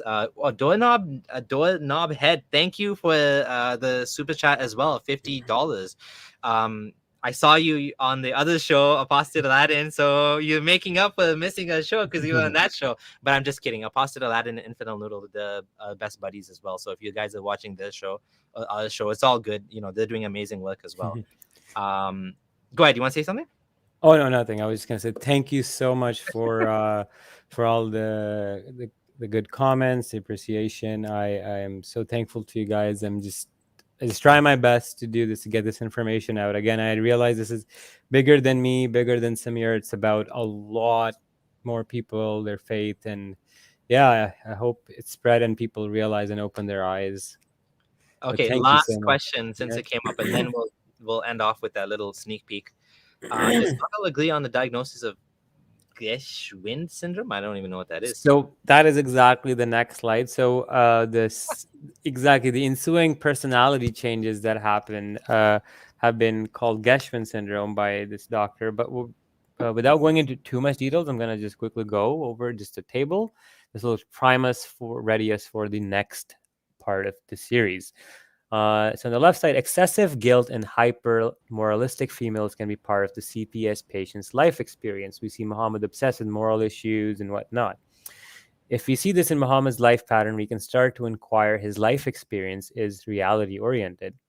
And obsessionalism may be seen in CPS patients reflective of anatomically abnormal reverberating circuits that drive behavior to compulsive ideas, leading to ritualistic performances such as praying 5 times a day in a certain manner. These reverberating circuits also lead to the phenomenon of viscosity, by which is meant an obvious tendency to repetition that is clearly unnecessary. CPS patients may have a heightened abnormal sense of the personal, in which ordinary life events may be given a deep significance that is not warranted.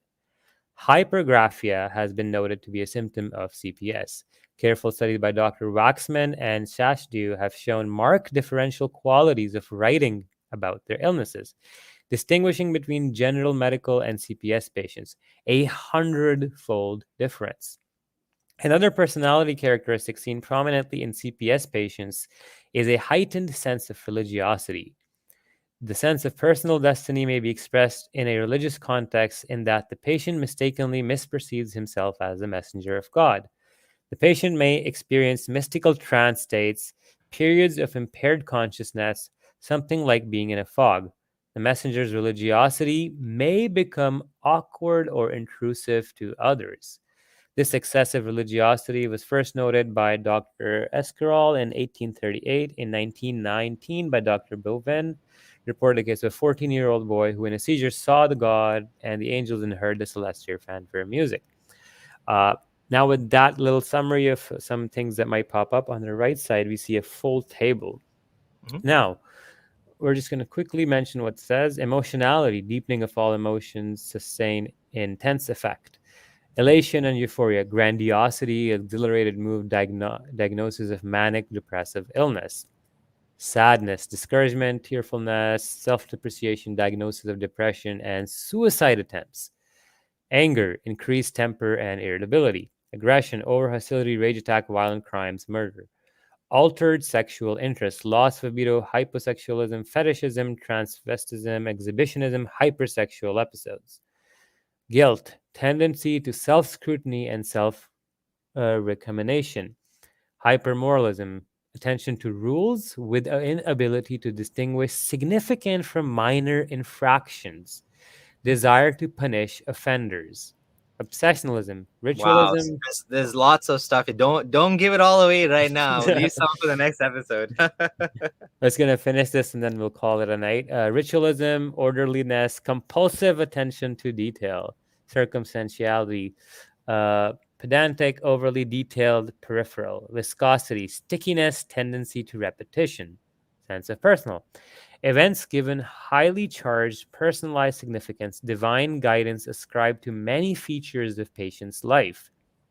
Hypergraphia, keeping extensive diaries, detailed notes, writing autobiography or novel. This can come out as verbal poetry as well. Religiosity, holding deep religious beliefs, often idiosyncratic, syncratic, multiple conversions, mystical states. They develop philosophical interest, nascent, metaphysical or moral speculations, cosmological theories, dependence and passivity. Cosmic helplessness at hands of fate, protestations of helplessness, humorlessness and sobriety, overgenerated ponderous concern, humor lacking or idiosyncratic, and paranoia lastly, suspicious, overinterpretive of motives and events, diagnosis of paranoid schizophrenia. Wow, so that actually sounds in a lot of ways fitting. It's almost like I'm kind of reading into Muhammad's life right there. But yeah, it's the description of a lot of his behaviors. Now, I'm not going to go any further in terms of showing you what's next, but I'm going to quickly just share one of my screens, and I'm going to give you a brief overview of what to expect and what's left for the next episodes. Give me 1 second.